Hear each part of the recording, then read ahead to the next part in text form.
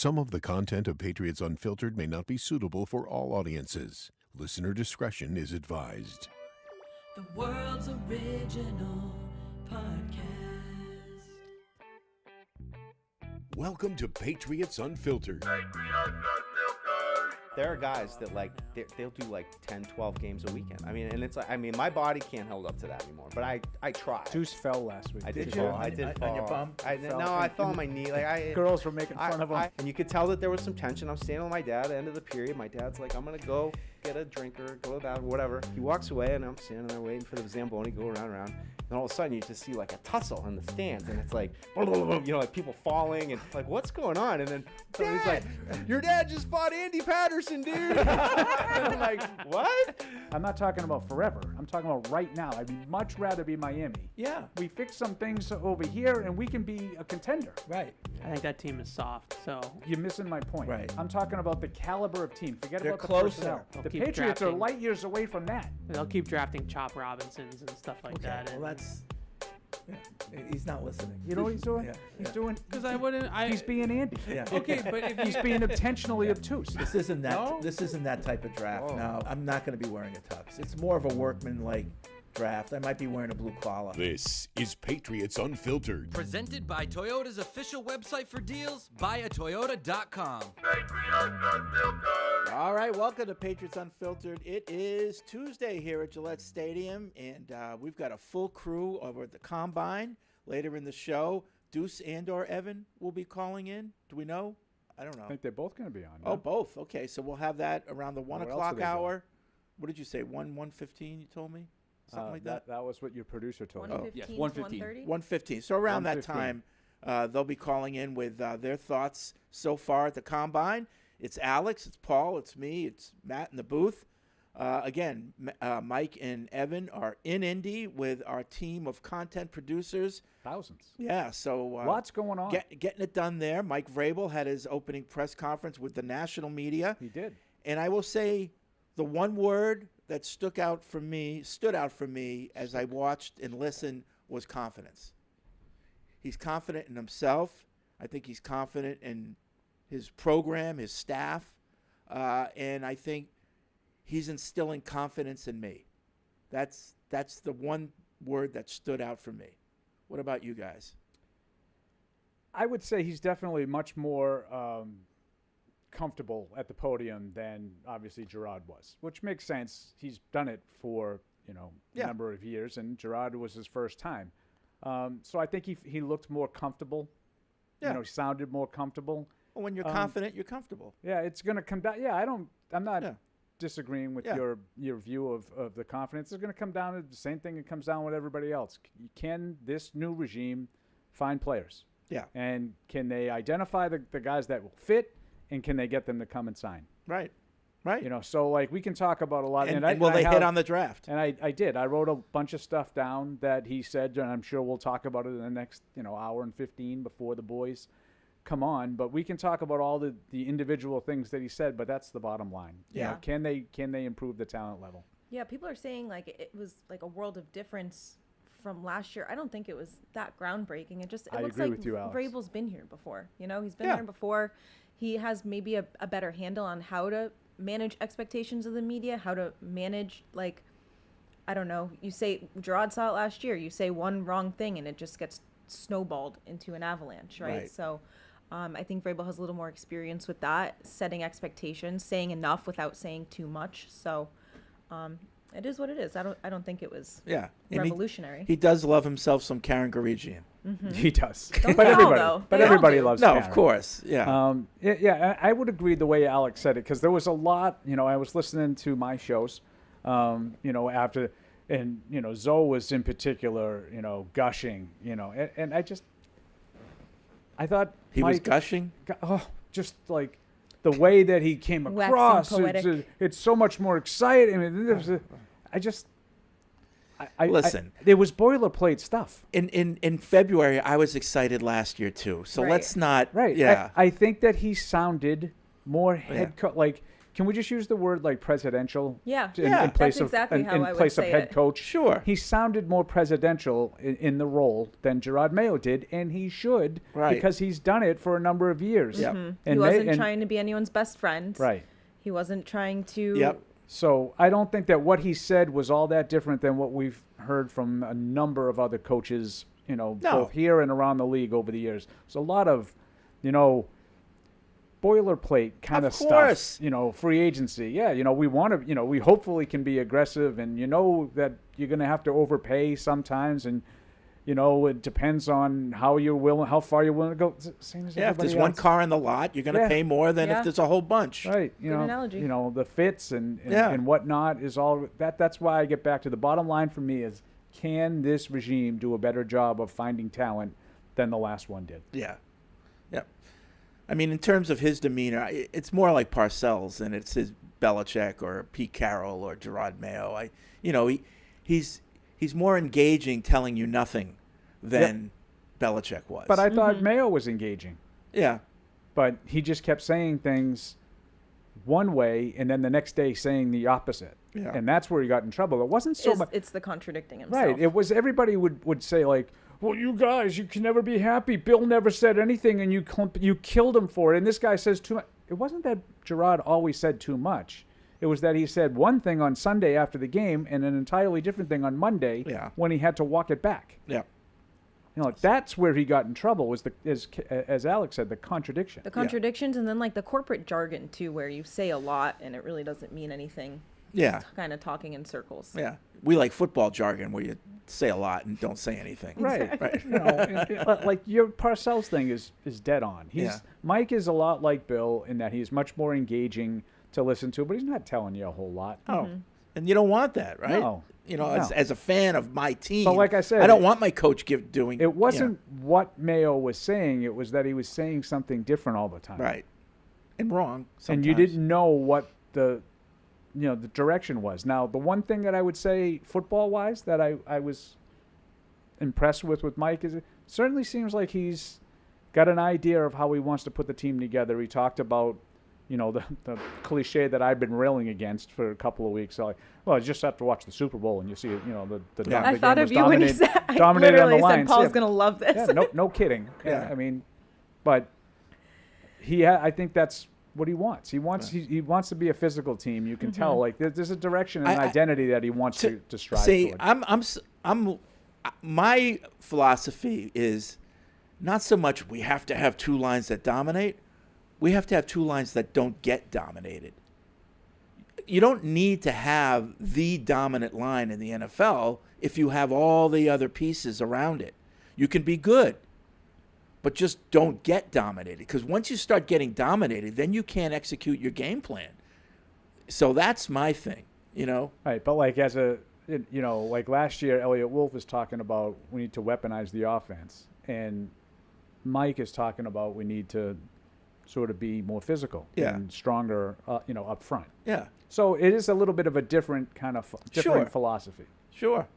What else? What else we got?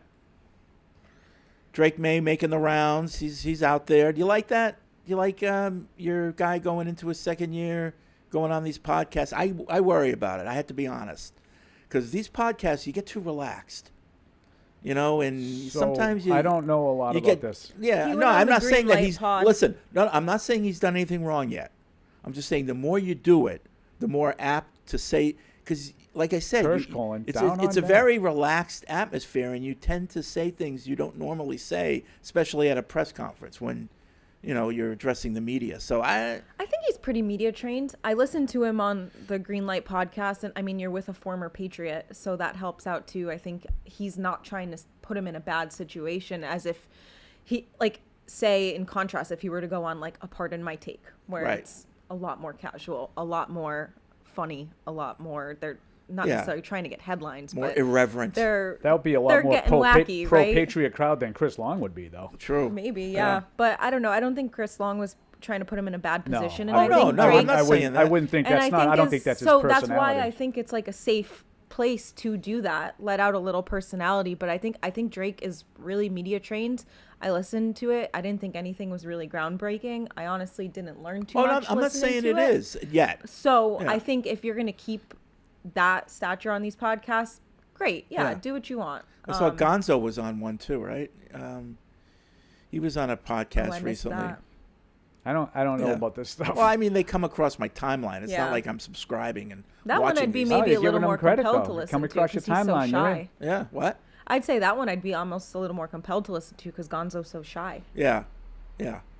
So, guys are making the rounds. Trying to think if there's anything else that stuck out to me this week. Alex Van Your Pelt to the corduroy Roms. pants. Corduroys are Oh, making yeah. a Yes. comeback. Corduroy's back, Yeah. especially in Alex Van espresso Pelt to the brown. Rams. That's somewhat Yeah, interesting. good for him. A senior offensive assistant. Is Yeah, that what he's? and You guys talked about how you wanted him to be a tight pants coach, maybe. Yeah, he's going to Maybe learn he's how to gonna be. be Yeah. a tight pants guy. yeah. And I thought the comment was kind of all over the place, just a bunch of different observations. Sean McDermott talking about Mike Pellegrino. I don't know if you caught that. I did not. He was asked, what made Pellegrino attractive to add to the staff, and he talked about being just impressed with A, the development of some young corners, and B, just the schemes that they've run with Belichick. He said with Belichick too, which Yeah. I thought was interesting. Yeah, The schemes that they've run with Bill Belichick. yeah. Brian Belichick. Because we got their guy. Yeah, I'm not going to be able to come up with the name now. yeah. But I think the safeties coach for Buffalo is now Here. with the Patriots, Yep. and Pellegrino left us to go Yep. there. And Brian Belichick went down to North Carolina. Yeah. I'm a little disappointed. I was hoping a team would pick him up in the NFL. But that's fine. Maybe they just assumed he would go to North Carolina anyways. Or? No, I don't know. I don't know, how aggressive he was in reaching out, Right. saying I want to go places. But he's in North Carolina. You mentioned Van Pelt over to the Rams. Anything else that movement? No. No, Okay. just the Vrabel stuff to me was, that's the story of the day. I'm just trying to delay the talk of Will Campbell's arm length. So, Because that's eventually we got to get to that. it's amazing to me Yeah. how much that's permeated the early part of the combine so far. But just in general, I remember last year, new head coach, you have the opportunity to start that offseason program early, and everybody yelled at me and said, nothing to see here. Why are you worried about the fact that the Patriots aren't going to do that with Mayo? Well, it sounds like Mike Vrabel is going to do it. Yeah. He mentioned April 7th today.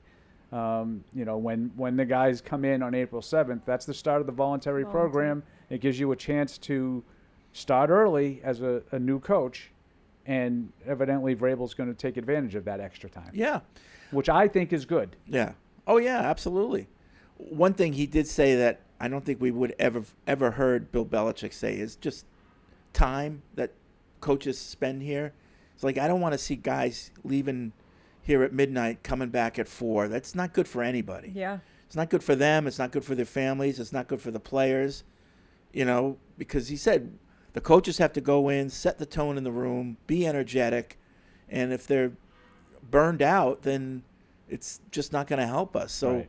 how he manages that will be interesting, but I think more and more teams are saying that. He's not the first coach to say that now publicly.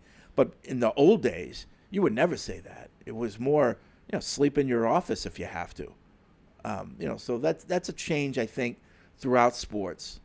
A little bit more Work-life work-life balance. Yeah. How do you feel about that? I hate it. Yeah. I mean, listen, everyone has their own way of doing it, but, I don't know. Why do you hate it? I just, if you come into a job and one of your first questions to the hiring managers, what's the work-life balance like? Red flag for me. Well, I agree with that. Red flag. I would agree with that. You're already thinking about, other stuff besides what you're going to do here. Yeah, if your first questions are about that Yeah, PTO, right. Perks, it's like, what are you here for? Right, exactly. So, I'm just old school like that. Paul, you don't agree? No, That's I fine. you know I 1,000% agree Yeah. with you, but I'm just thinking about the vast majority of the rest of this building. Our HR department's like, you shouldn't be saying that. Yeah. They got enough to worry about. I'm sorry, but that's In how the I show. feel. I'm coming to the end, Paul. What are they going to do? Fire me? My God. You're not taking me down with you. I'm telling you right now. I'm only you're not kid- doing I'm this. only kidding. Just kidding. We're having fun. Tuition, man. Well, there's a lot See of how podcasting there's a get you lot in of trouble? jobs Tuition you can hurts. take What's and that? go. There's a lot of jobs you can go take that you'll have a good work-life balance. But And if you're trying to be a successful You can find that out on the NFL second coach- interview. Yeah. Yeah. Yeah. Granted, Well, that would be my I mean, argument. working till Yeah. 4 a.m. and then sleeping for an hour and then No, it's not But, good. like, that's not like I honestly, when we first started, Paul, and we were doing the newspaper, your night game, you'd come home and we would have an 8-hour day when we got home after having After a a game. 12-hour Yeah. day, and it was brutal. And I do think it took time off my life. I really do. Oh, it was. Hey, you're we still had here. we had some rides home that were just Yeah. frightening. It Like, you were lowers so your immune tired. system. It really does. So getting good sleep, good nutrition, which I don't do, is important. Yeah, and I don't have any issue, like the bigger picture thing here of, wondering about what, the work-life balance. I don't mind if that's on your mind. Like if that's something that's, it's when it dominates you and Right. you sometimes you go and you do stuff and they're like, oh, well, I'm not going to do that. Well, why? He goes, well, that happens during my lunch. I'm like, oh, okay. Yeah. Like everybody takes a lunch, but like you get your stuff done and then you take the lunch. Like you don't necessarily let that dictate No. whether or not you're going to do your work. Yep. But I think a lot of people do now. Yep. Their first question is, when can I take vacation? I know. That would be a red flag to me too if it was the first thing out of the chute Yeah. in an interview. it I, happens I too. sat down with Fred. The first thing I asked him was, "How'd you get that stain on your shirt?" In your interview, I didn't really say that. He did have a stain on his shirt, I? but I didn't say it. Did I really? Yeah, it was. Yeah. It was a day ending in Well, day. Right, exactly. When didn't I Right. have a stain on my shirt? I remember in the Super Bowl. Remember, Trenny from NBC Sports Boston? Oh, I do. Yes, First time I very met her well. was at a Super Bowl. She looks at me. You need a Tide pen? Because I had like mustard or something. I'm surprised you don't carry them around. I should. We yeah. used to have one up there. Yeah. Maybe we can get you a sponsorship deal. Yeah. Well, Tide's an NFL sponsor, right? Aren't Right. they? So yeah. wet Fred's beak. Yeah. Yeah. Give me a lifetime supply of Tide pens. So wherever I go, I've got one. There you go. I've gotten better though, I think, with the dribbling The all over napkin bib. myself. Just Yeah, a I don't. napkin bib. Yeah, There's been a lot less pasta and meatballs in the studio. that's true. That's true. So I will say, we talked a lot about the stuff that Mike said in the press conference. There was one quote that I saw on the Twitter machine that came out evidently of the side session with the locals Yeah. that I think was the money quote, and I'm paraphrasing here a little bit, but it's, the roster today is going to look a lot different than the roster at the end of August. So, I know that's not necessarily something that should come as a terrible surprise to anybody. They went 4-13 in consecutive years, but it does stand in stark contrast to last year when they were coming off a 4-13 season and did everything they could to re-up as many of those guys as they could. Yep. Yeah. So I would take that as to being some of the stuff that we've talked about the last few weeks. There are guys that are on the team that wouldn't necessarily be expected to be gone. There's going to be guys that are going to be gone. I don't know who they are. I'm not going to, try to stab every single one of them, with a dart and see if I can guess all of the right names. But there are going to be people that are on the team now Yeah. that won't necessarily be here. So if I'm a current player, that worries me. Like, I better have a good spring. But if you're a guy who does end up on the roster at the end of August, the message to you is you made it. You fit my criteria. You're the kind of player I want. So that'll be a good way to go into the season with that roster. But I think right now, if you're a current player, you need to worry about, am I going to make it on this team? Nothing's a done deal here. So I think that's good. Oh, I absolutely Yeah. think it's good. That was one of the things that bugged me last year was that every one of those guys was re-signed. Yeah. You know, if they were all as good as that, then they wouldn't have been 4-13 in the first place. Yep. Well, it's like we were saying with the coaching staff search, no one should be safe, and the same goes to the players. What have they done to prove that in the last 2-3 seasons Right. that they deserve their keep here. Yep. Okay. All right. Well, 855-PATS-500 is the Ace Ticket hotline. The hotline, wait a minute. I've got this all mixed up because I was told TPX is no longer. March 1st that starts. Oh, that's true. Oh, Oh, you Yeah, got, but, you got a couple we're days. supposed to. You're right. We're okay. I supposed to still phase got it out. wrong because it's not Ace Ticket. No, it's nothing. No. It's Yeah. it's the phone line. It's the TPX hotline until March 1st. Then we're getting a new sponsor. Got it. Yeah. And then the podcast or the email for the podcast is podcast@patriots.com. So that's the way you interact with the show. Podcast with an S. Yeah, with an S. All right. Anything else before we turn it over to the fans? I would turn it over to the fans. Because we have a lot of emails. Well, you should probably read some. Yeah. Ton of emails. I wish Evan was here because a lot of them are criticizing him. So, but let's It's more start. fun when he's not here to defend himself. Yeah, let's start with this one. He doesn't take it well. Exactly. That's why it's more fun when it's just us. Chris in Foxborough, right down the street, wanted to say, I absolutely love the show, hoping the Patriots pick Ty Warren at pick 4 or trading back slightly. He would be a great changer. I don't think he meant Ty Warren, right? Who's he talking about? The tight end from Penn State. His name is Ty Warren? Oh, it's Tyler. Tyler. Oh, but I'm sorry. Yeah. Okay. All right. Tyler's such a short name to even need a nickname for. Yeah.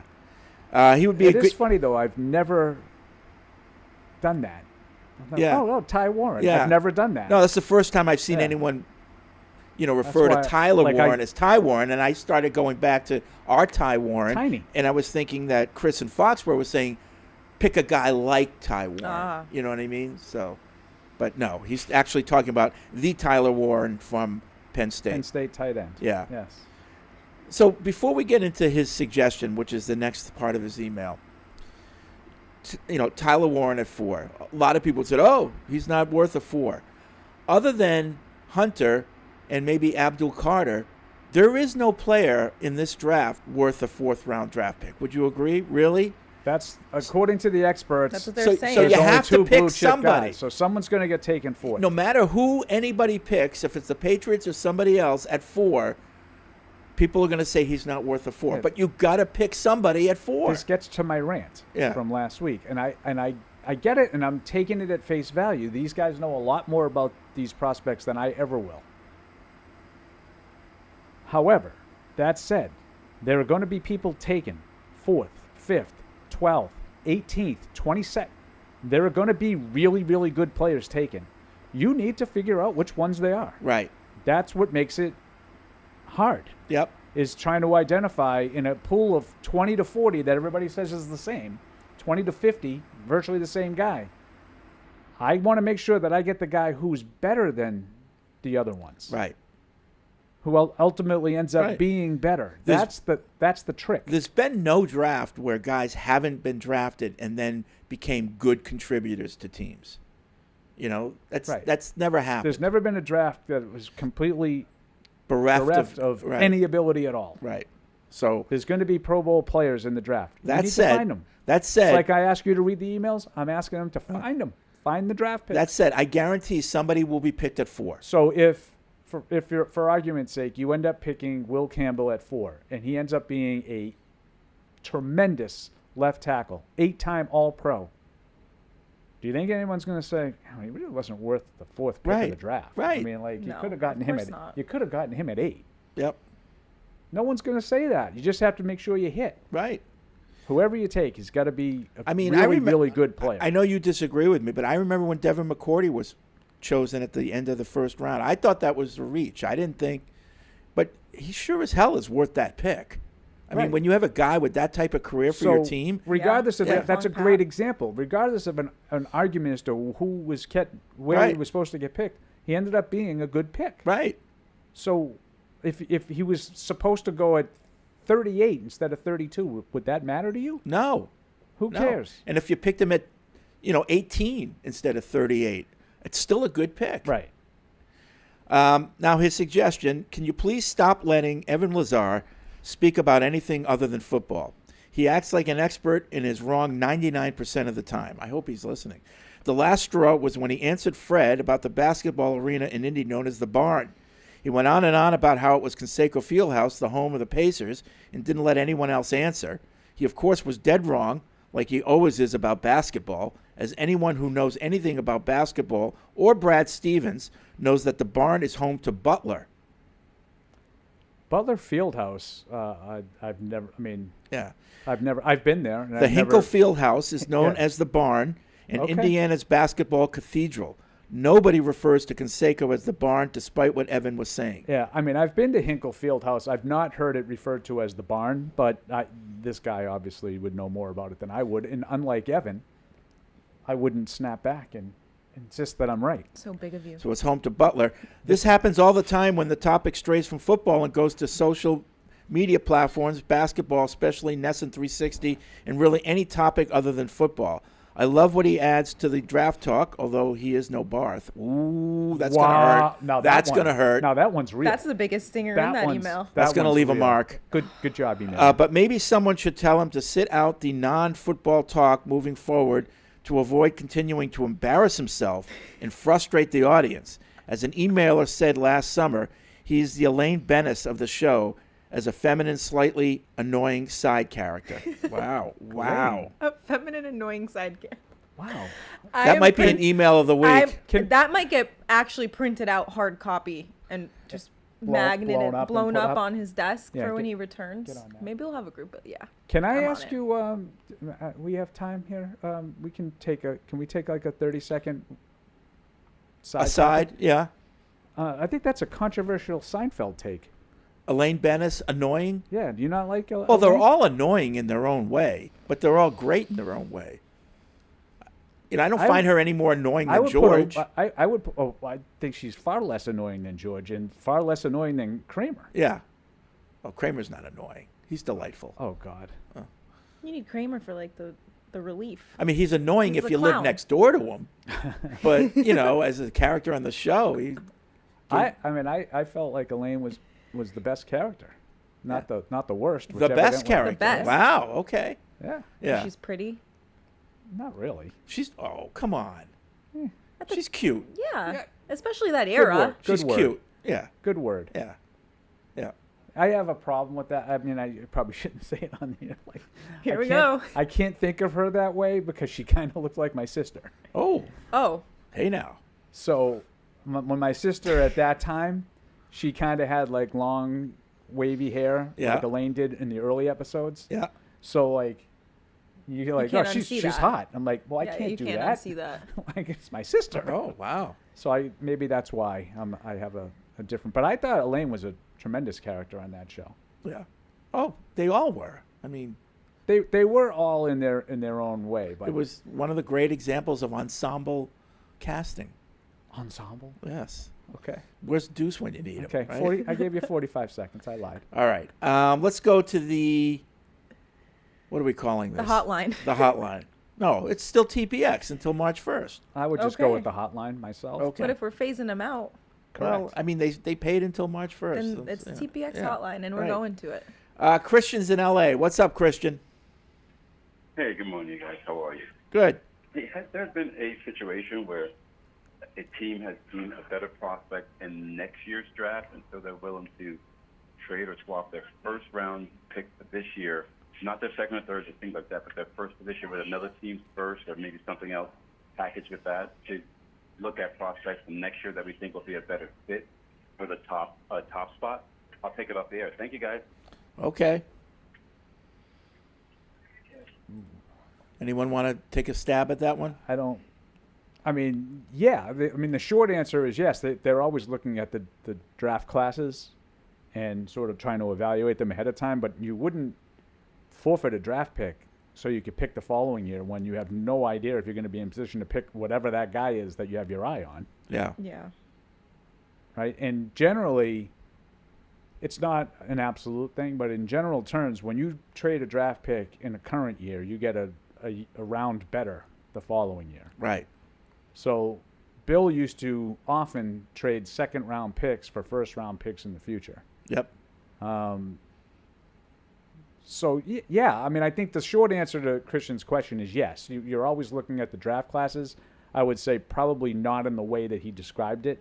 I don't think you would trade the 4th overall pick because you have your eye on someone in the next year's draft. Right. And usually Bill could do that because he had a solid roster. Right. He wasn't desperate. And I don't, not that. Yeah, I guess we could say we are desperate this year. Just a We're lot of desperate to holes get guys now. But I want to say, like, at the end of, like, the 2000s, there would be, we're going to trade out of the bottom of the first round or, maybe trade an early second round pick that we acquired and try to move up in future years. And that's how there was a lot of years where they had multiple first round picks when they were really good. Yeah. Like 04, they had Will Fork and Watson. Yep. All the way to like 2012, they got Chandler Jones and Dante Hightower. That's part of how they were able to do that is making those kinds of trades for future picks. Not always, but sometimes. Let's see. This is Nick writes in, sent an email earlier this year about being isolated from the Patriots due to Army training and just wanted to follow up. Thank you for your service. I left before the final regular season game and emerged from the desert a day before the Super Bowl. Made it home just in time to watch the Chiefs lose, which was great. To find out, 1, Gerard Mayo was fired, Vrabel hired, and number 1 pick dropped to 4. It was a lot to take in. Not a football email, but I was listening to last week's show where Paul suggested his son leaning towards the Army after he earns his commission from the Citadel. I will go further to suggest what branch he should explore. He should consider air defense, field artillery, or signal corps, as they are some of the most rewarding and fun jobs he can find himself in. Alternately, yes. After Paul's son spends some time in the Army, he can consider joining my branch, the JAG Corps, where he can be an attorney for the Army. There is also a program available to people like Paul's son where the Army will pay for his law school if he chooses to become a JAG. Yeah, we've talked a little bit about be like Tom Cruise. The JAG Corps. Yeah. I don't think that's something that's probably in his future because his dyslexia really hurts him and, things that require a tremendous amount of reading, which law school obviously would. But she talked about Army Ranger School. Some of those things that he mentioned are definitely in play. I appreciate the advice. Good stuff. And thank you. Thank you for your service and thank you for the advice. Yep. The idea of great job. Very, very diplomatic of you. The idea of like him missing this entire season, like you probably couldn't have picked a better season to just miss. Right, that's true. I'd rather be in the desert than have to go through last season again. Right? I don't know about that, but that's a really inappropriate thing to say, but yes. It was a good season to miss. Scott writes in San Diego, Fred keeps saying that the NFL is running into a talent gap. Not enough American teenage boys playing football, so the NFL will struggle to maintain the quality of the game. Is it true? Some statistics. 2009 was the highest year for high school football participation. 1.1 million boys played. By 2004, the number dropped 9.2%. Wow.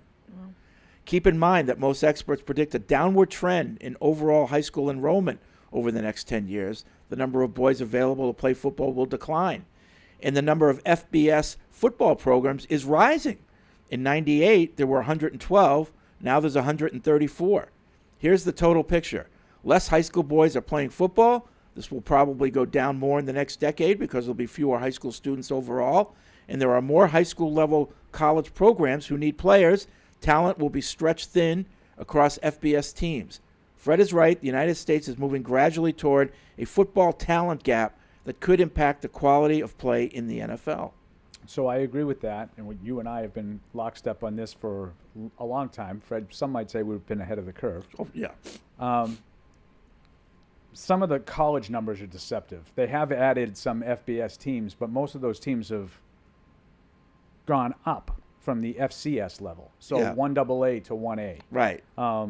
The Old Dominions, the James Madisons. There's been a lot of those Coastal Carolina. There's been a lot of those kinds of teams Right. that have chosen to go up. UMass did it Right. locally. Sorry. Right, and there's Sorry, only Alex. like one Division II team left. It's I North don't- Dakota, right? That's the only team The left. one I'm only AA, kidding. no, the one AA has really shrunk. Yeah. And because at the same time that a lot of those teams, basically one AA became a really losing proposition.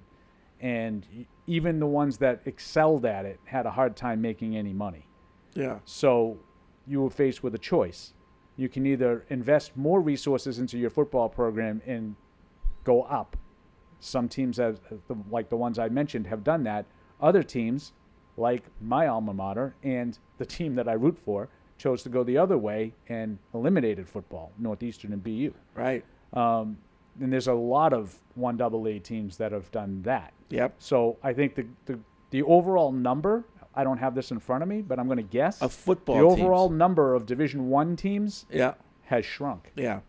While the 1A teams has increased, I'll bet you overall there are fewer teams than there were. So here's my message to the NFL. While promoting flag football is all fine and good, right? Good. And how are you promoting tackle football? How are you promoting what I believe are the great things about tackle football and the fact that you can have guys of all different shapes and sizes on one team, all, working toward one goal on every play? Like, let's start promoting tackle football again. Let's, by promoting. There's a war on it.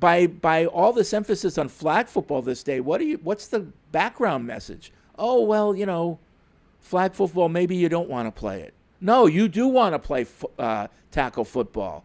So we've got to figure out a way to promote that as much, if not more, than we're promoting flag football these days for kids. We got to get kids playing tackle football. And I'm sorry. You don't have to do that at the elimination of flag. No, you Like, don't. Flag can be That's a you know, great great source too. foundation to learn the game. It learn is. the And if you rules. want to have that to be for younger kids, because you don't think, like Deuce's doctor friend who's, very upset about the prospect of young kids playing football. All right, so play flag when you're young. Yeah. And then I guess tell them not to jump up for a ball and collide Yeah. in the air with someone, because I've seen a crap ton of concussions in flag Yeah. football. But And just aside from the goal of having more players available for the NFL, how about just tackle football is a great game. There are more kids that, because they got on a tackle football team, kind of straightened their lives out, gave them direction, gave them that sense of what it is to be a part of a team and have a role within a team, whatever that role is, anywhere from special teams to the quarterback. There's something for everyone. In most high schools, football's a non-cut sport. Yeah. You go out for the team, you make it. You might sit on the bench, but you're going to be part of it. You're going to be part of practice.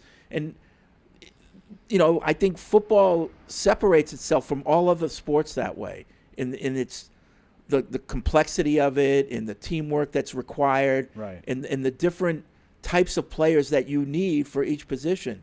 There's no other no other sport like it.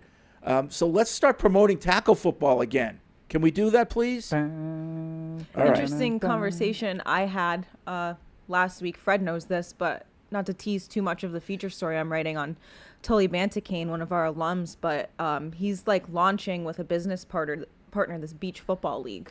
And part of that's another story. Somebody's It going to is. get hurt. No, I'm only kidding. well, right, we're not talking about that what was it, the Pro Bowl, right? Yeah. Howard Edwards. But it's interesting because it's in the summer and it's on the beach. So you're kind of making it more accessible. You don't really need pads. You just need a ball and your friends to go out and play. But the hope is that playing beach tackle football, it's just your bodies, right? These kids are going to learn how to properly tackle, how to protect themselves, how to protect the guys they're going up against. And I don't think it's necessarily a solution, but it's just an interesting way that they're trying to grow the game. And When you grow up, did you grow up playing tackle football in the backyard? Of course. Yeah, without pads. No pads. Without pads. We played tackle football. Right. I don't remember anyone really getting that hurt. I don't remember. Yeah, I mean, you sprained fingers or things like that, but nothing. Yeah. nobody got, Let's put it this way: Because there if you were don't no have more- pads on a helmet, you don't put your head first. There were you no know? more injuries doing that than any of the other Right. countless sports that we played. Right. I mean, yeah, girls soccer is a big one for concussions too. I mean, they took head balls out of the youth game, but still, it's still very aggressive. Yeah. I mean, a lot of the sports, I mean, that's the drawback. Like, there are injuries. Yeah. They're going to happen. Yeah. What are you going to do? Let's go to Todd, North Carolina. Hey, Todd. Hey guys, how are you doing? Okay. So, I have a really strange feeling about this year. Last year I had hope, but I feel like we had fewer questions last year and stuff. And this year I feel confident. I don't know why. I know we've got more questions. It's the defense after what happened last year, but it just feels like there's more oversight. It seems like there's more people involved in actually working together. I don't know. Last year it didn't feel coordinated. It didn't feel like there was somebody who stepped up and said, hey, I'm in charge, this is where it's going. And the difference seems to be very, almost palatable. And I'm wondering, how are you guys feeling in the comparison? Like, where is your... Well, I think I mindset agree at? with you, Todd. The first thing I started the show off with is, after watching Vrabel today, the one word that stood out to me was confidence. Confidence. Yeah. I'm confident in him. He's confident in himself. And I think his staff, and like you said, it gives you that comfort. Well, yeah, it doesn't feel like there are multiple people trying to lead the team. And that kind of, last year it kind of felt like that there wasn't just one leader. It felt like there was just too many. Well, let's face it, Gerard Mayo had no experience. But I agree 1,000% with that. If there's one thing that came from me, it's that Mike Vrabel's in charge. Yeah. I agree with Todd. I think that's a very, very good point. Last year, there was countless examples of collaborative. Yeah. We're going to collaborate. We don't want people in silos. It's going to be a collaborative. No collaborative talk. Vrabel's in charge. Yeah. And that's one thing I loved about Vrabel's press conference today, talking about his coaching staff, was the two buzzwords were trust and loyalty. And I think if you trust your coaching staff and they're loyal to their head coach, it's going to get you a lot further. Yep. Brad's in Ohio. What's up, Brad? Hey, how y'all doing this afternoon? Okay. Good. I just wanted to just say that as far as the tight end's concerned, I'd have to beg to differ that Colston Loveland's the best tight end for us, and that would fit our team, I think. He's an intermediate tight end. He's got good hands. He runs good routes, and he gets yards after the catch. So he's really a good tight end. You know, hopefully we'll all look into him too. And then there's a running back from Michigan too, Khalil Maulings. He's not really, no one's going to pick him, I don't think. He'll be an undrafted free agent. But he is like a very physical runner. And, you know, he fit the scheme well, I think. And he actually can line up as a fullback, too, I think, which would also... Oh, now you're getting me excited. Yeah. Okay. Yeah, he would fit in that regard. Then Donovan Edwards. And then I think if anyone I would pick at 4 would be Mason Graham, because you guys were talking earlier. I got to check where you were talking about that each line being solid. And, you know, I can tell you that if you put Mason Graham in the middle of our line, or that other defensive tackle that Kenneth Grant, that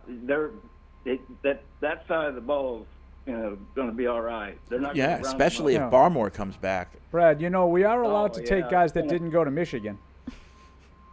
Well, yeah, and there is a lot of other, you know, that Green guy I think would be outstanding, you know, on the edge, and Abdul Carter, if he's there, Hey, I there we wouldn't be go. outside of drafting Two edge him. guys. Sure, absolutely. We'll take Right. him. Thanks for Yeah. the call, Brad. Appreciate it. Yeah, I mean, we heard from Brad last week talking about, and there's there's some talent that, you know, especially on defense for Michigan, and those guys, you know, Graham would make sense.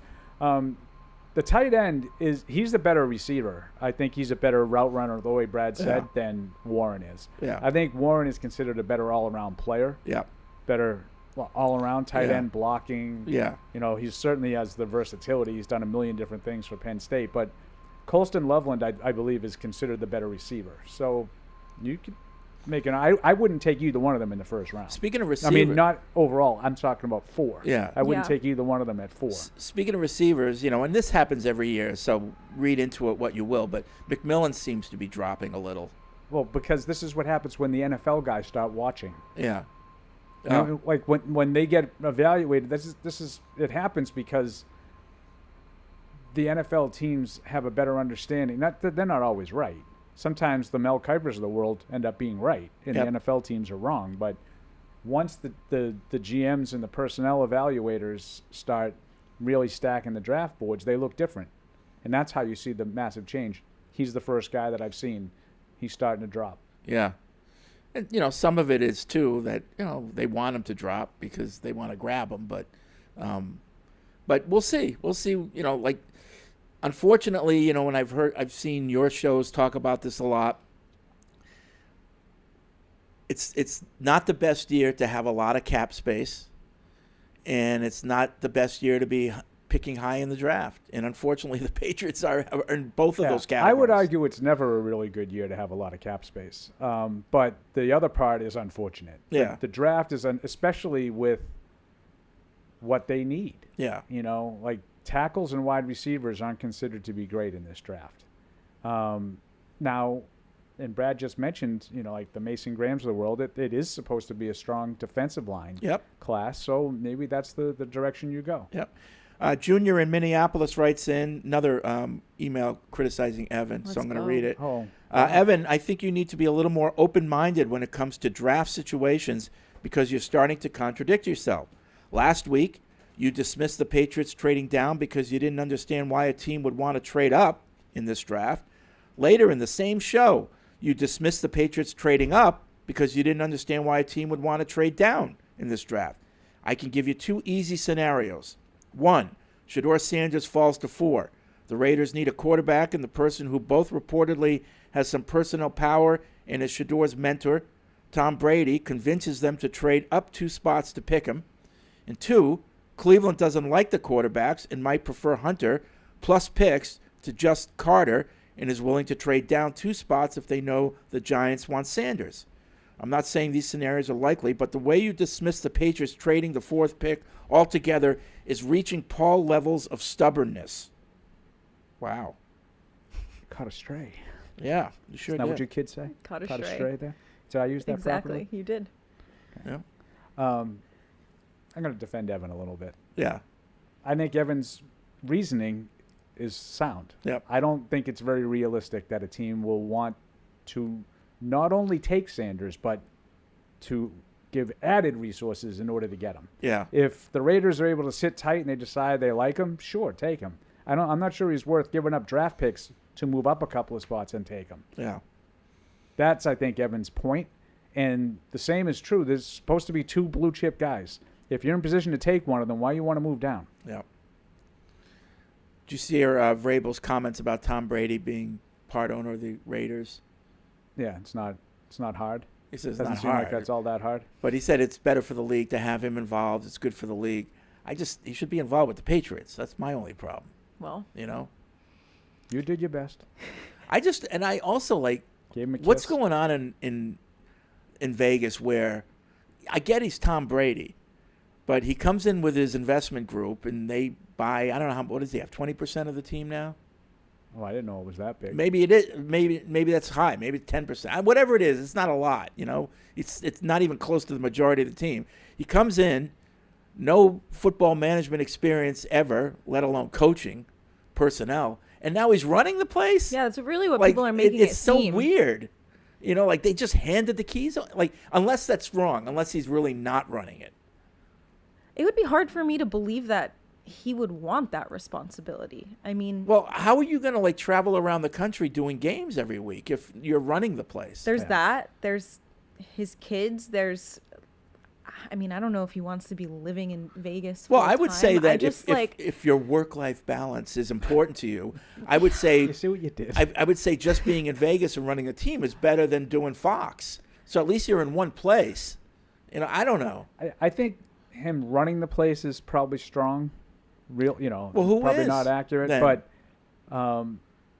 I would say he probably is heavily involved in in the quarterback. Well, supposedly he's like recruiting free agents or going to be recruiting free agents. And they made it seem like he was recruiting coaches too, like when they were saying he asked Bill or teased it to Bill or whatever. Yeah. I don't know. I feel like it's just a little overblown. I think he's probably lending a lot of mentorship and consulting, but I don't think he's laying the hammer down and making the ultimate decisions.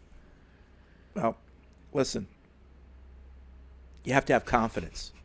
It's important to have when you're on the road. With Bridgestone tires on your car, truck, SUV, or minivan, you're riding on tires you can trust. Bridgestone tires are engineered to give you peace of mind so you can focus on enjoying the journey. So whether you're on your morning commute, a cross-country, road trip, or relaxing Sunday drive, Bridgestone tires will be with you wherever life's road may lead.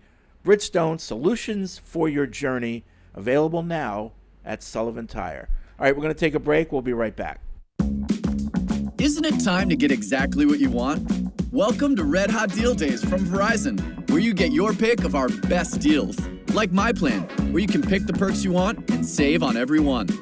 For limited time, bring your own phones to a Verizon store and you can get My Plan for our best price ever. Get exactly what you want on your phone plan and only pay for what you need. Bring your phones to your Verizon store today and get My Plan. These deals won't last. It's your Verizon.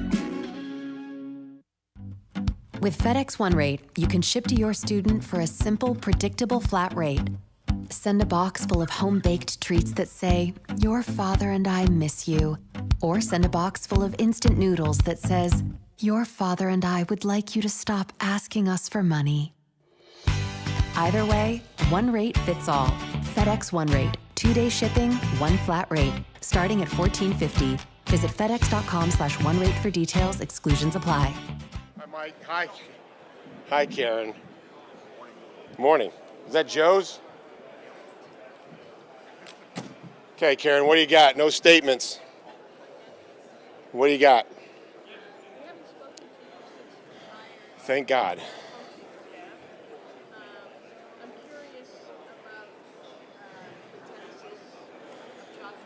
Uh-huh.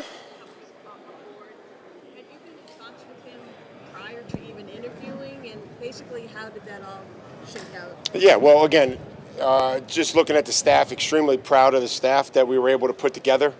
It's difficult in the National Football League to be able to get, every coach that you may covet or may want to get outside the coordinators that, aren't a coordinator at somewhere else just because of the rules. Like, teams are under contract.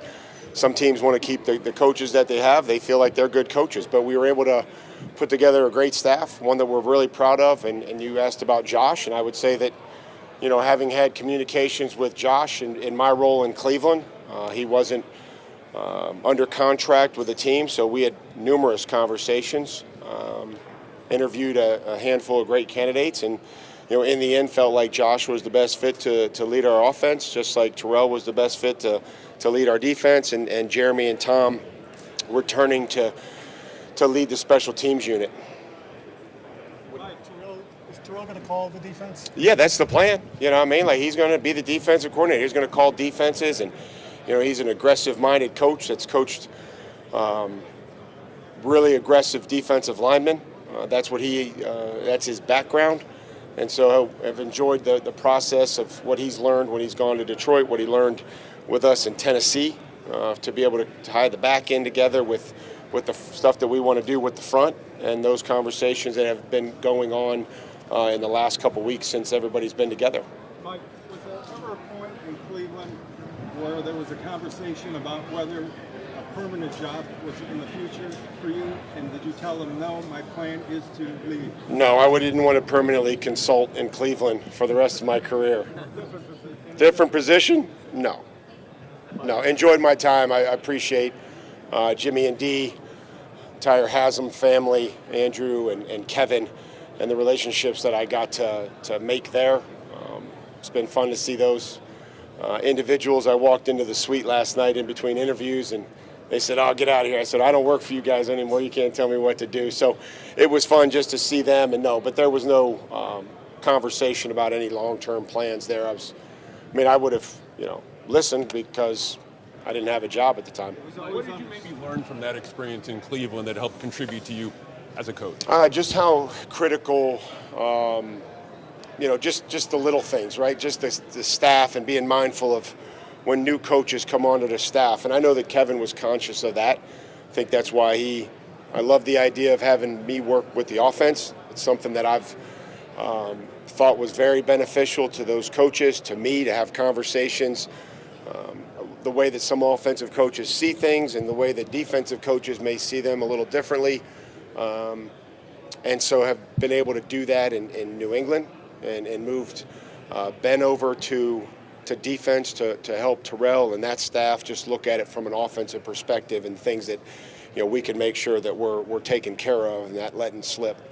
Mike, how would you describe how the team will approach free agency? Hopefully aggressive. I mean, we want to be aggressive. We want to target players that we feel like are going to help us. They're going to be outstanding players. They're going to be outstanding additions to the locker room and the community. And if that all fits and the compensation fits, but I'm confident that we'll be aggressive. We've started some of those discussions internally.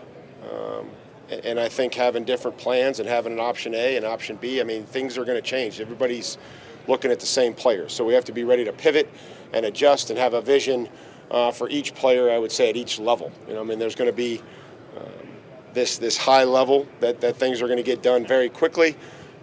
That'll transition then to, maybe just some mid-range dollars, and then obviously you look at opportunity. So free agency gets broken down into, compensation, and then it gets broken down into opportunity. And I feel like we're in a position to offer both as far as compensation and opportunity for some of these players.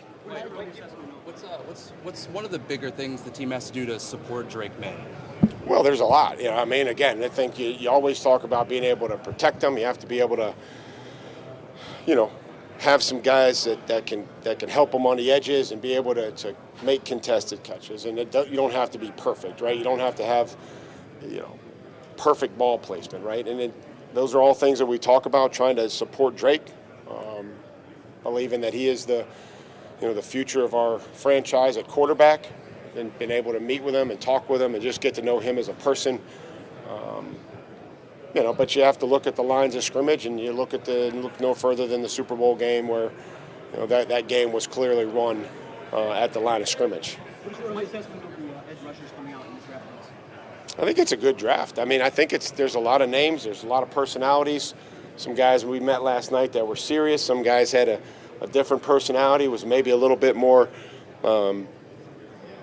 engaging, and I think that's fun. I think all we're trying to do through this process is get the players to be as authentic as possible, to figure out where the fit is, and how they can add to our roster and our team and the vision that we have for them. And I would say that last night was a great start, going through that process with the players that came in there, and it just happened to be the D-line and a lot of the edge players and the inside linebackers. Mike, over the last few years as a coach and a consultant, are there trends you've seen in the NFL that have kind of changed the way you think about coaching, the way you think about personnel? Maybe you think about different positions differently than you might have even 3 years ago? Well, I'm always going to believe that coaching is about connections and making relationships with players and holding them accountable and being honest and giving them things that are going to help them and being creative. I'll never stray from that. I'm going to continue to always try to find ways to teach them whatever their capacity is, whatever we have to do to get them the knowledge that they need. We're going to try to develop players. We've done that in our past, in our history, focusing on what they can do as opposed to what they can't, having an energy every day to come in the building. It's a long season, and I have to be able to provide that and let that trickle down through our coaches and our players. Trends, I think, look how critical the nickel position has become and how dynamic that player can be. You need guys that can cover, obviously, but the edges of the defense, be able to rush and affect the quarterback. I don't know if any of that will change. There'll be scheme things that change, and some teams believe in RPO, some believe in trying to block the extra defender. Some teams believe in reading the end and letting the quarterback, those are things that we're always going to adapt and adjust to and add when we feel like is important. But the fundamentals and the technique, our effort in which we play with, I think those will withstand the test of time regardless of what scheme you want to run. Mike, now that you've really gotten to know your roster since you've been hired, do you view this as a long-term rebuild, or you just mentioned you're looking to be aggressive in free agency? Are you looking for a rapid rate of improvement here? Well, we have to improve. I mean, I think that's the goal. I don't, our expectations aren't going to change. It's going to be to win the division. It's going to be to host home playoff games, and it's going to be to compete for championships. So we're never going to put a timetable or any sort of prediction on when that may happen, but it has to happen. And it's going to start April 7th when our guys come in, and we're going to build a program. We're going to have a foundation. We're going to give them something to believe in and to be proud of, and hopefully they're able to hold each other accountable and to that standard. And if not, then my job's to protect the football team. Have you gotten the sense at all? Sorry, just to follow up really quickly. Have you gotten the sense at all locally that fans don't necessarily have the appetite for a longer process when it comes to getting back to the Well, I don't think anybody has a longer appetite. I mean, we all want to win. Like, that's why we're here. That's why I got hired. And it's to win. It's to put a product on the field that they can be excited about, that they can care about, and they can support. Like, that's the whole goal. And they shouldn't have to wait very long. And but we also have to understand that we're not going to fix every issue on the first day of free agency, or we're not going to fill every hole on the first or second day of the draft. I'm sorry, you had a question right here. To that point, You just yell like some of these other people. just given Don't the, be so nice. Given the amount of salary cap space you guys do have, would you feel comfortable paying a free agent perhaps like above their market value in order to ensure that you fill a need? Well, I mean, I'm sure, like, I like to shop like everybody else. And so when you go and there's only one of, a certain car, maybe you have to pay a little bit more for that one car because there's only one of them.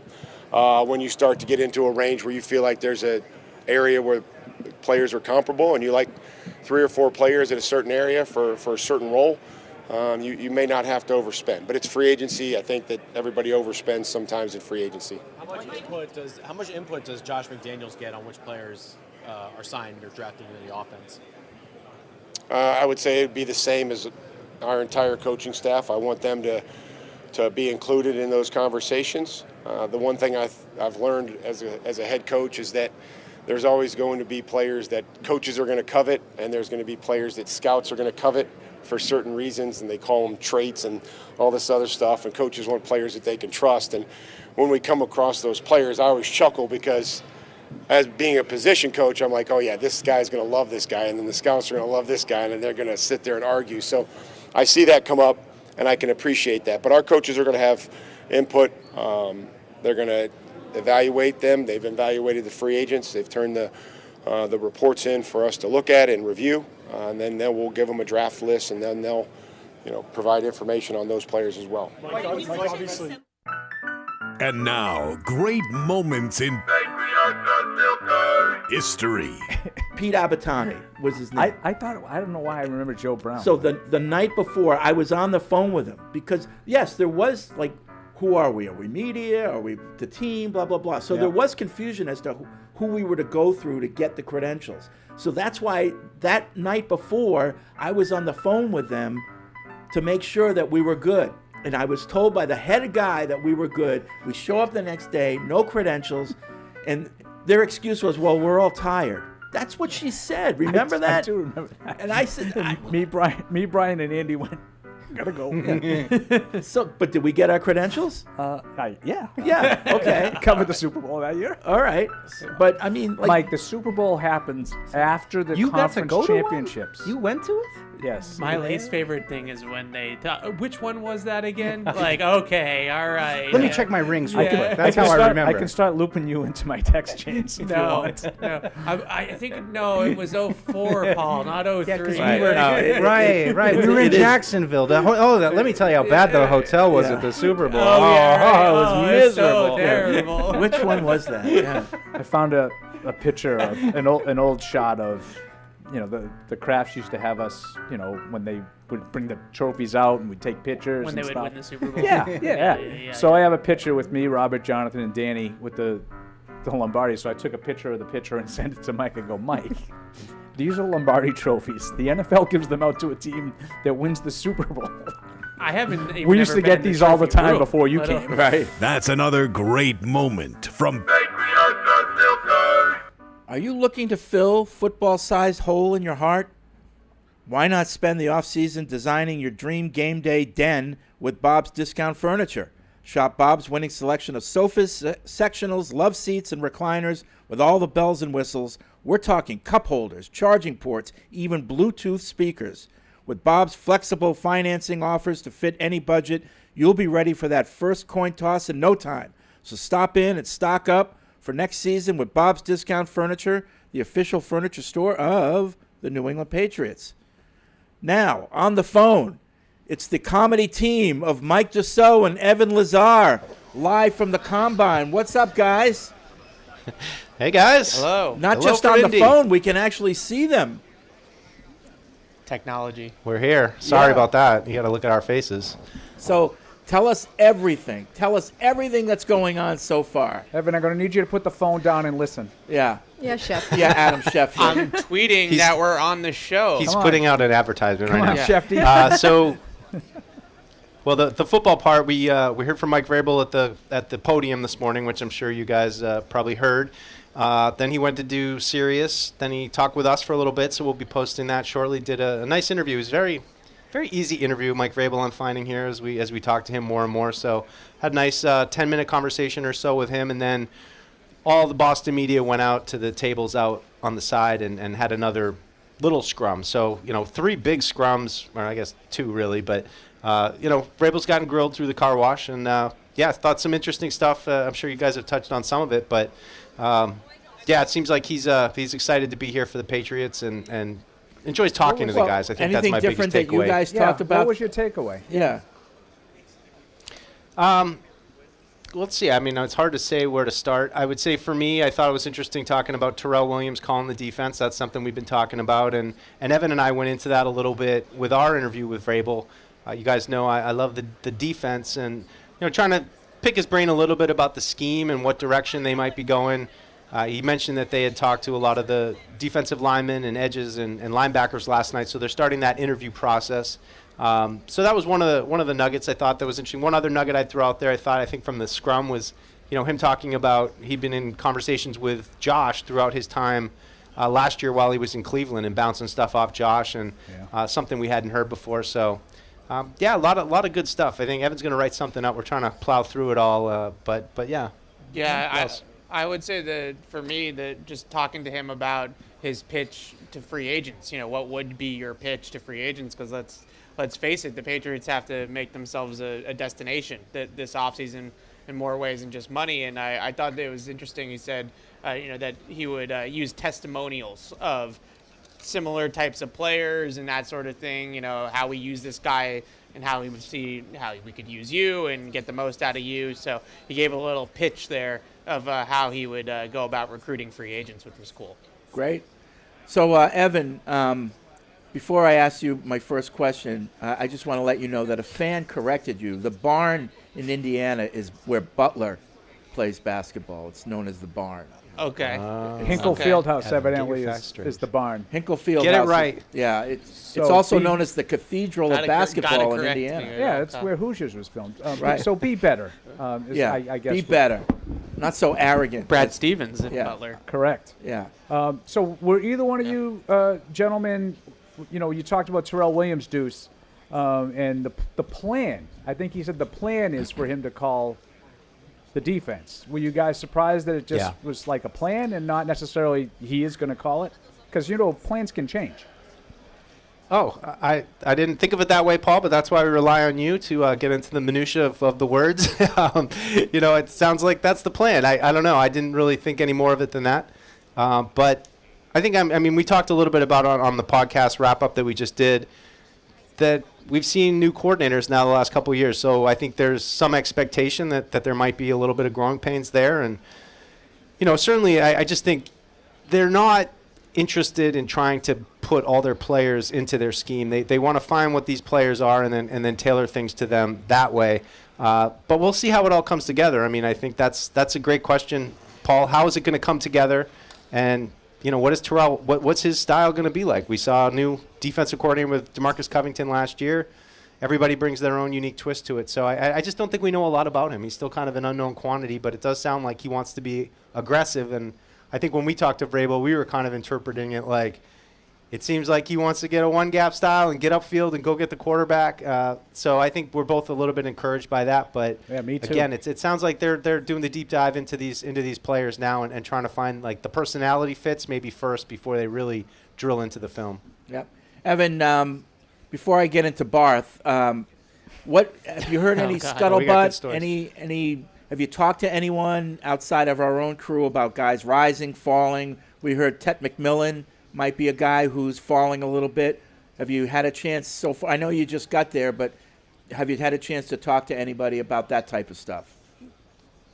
Yeah, it definitely sounds like the wide receivers, at least the scuttlebutt, as you said, around here, is that the league is just not overly high on this wide receiver class. I would say the same goes for guys like Luther Burden, for example, too, who might be falling a little bit because of his performance last season and some other things. But the main thing is that we might be talking about, is Ted McMillan going to crack the top 20, not the top 10, right? Like that's the conversations right now. And a lot of people, I think, are interested in seeing how he runs, if he does run here, and how he works out here, to see that athleticism and test him in that way from an athletic profile standpoint. So I think Daniel Jeremiah and Mel Kiper both had Luther Burden outside of the first round on their mock drafts. So there might be more of a 2023 feel to this receiver class, where it kind of starts at 20 and then like a bunch of names come off from 20 to 40, let's say, instead of starting earlier. Okay. Yeah, guys, if I could hop in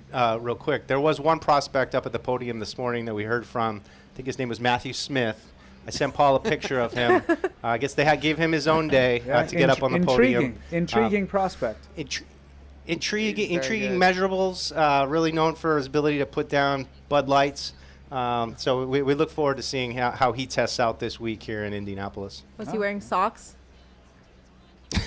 No. It's kind of what he's known for. I heard he has off-field issues, but that's a story for another day. He's off my board, I'll tell you that. Yeah. His side-to-side swaying, they timed him this morning, and the swaying side-to-side was really, really top-notch, elite level, if you will. Very twitchy. Did you get a chance to listen to any other coaches at the podiums, and anybody say anything of note? I would just say we didn't, not really, just because we went right from Vrabel, but we did get to hear Joe Shane right before, and it was kind of funny because right off the top, the first question was like, "So Saquon, huh?"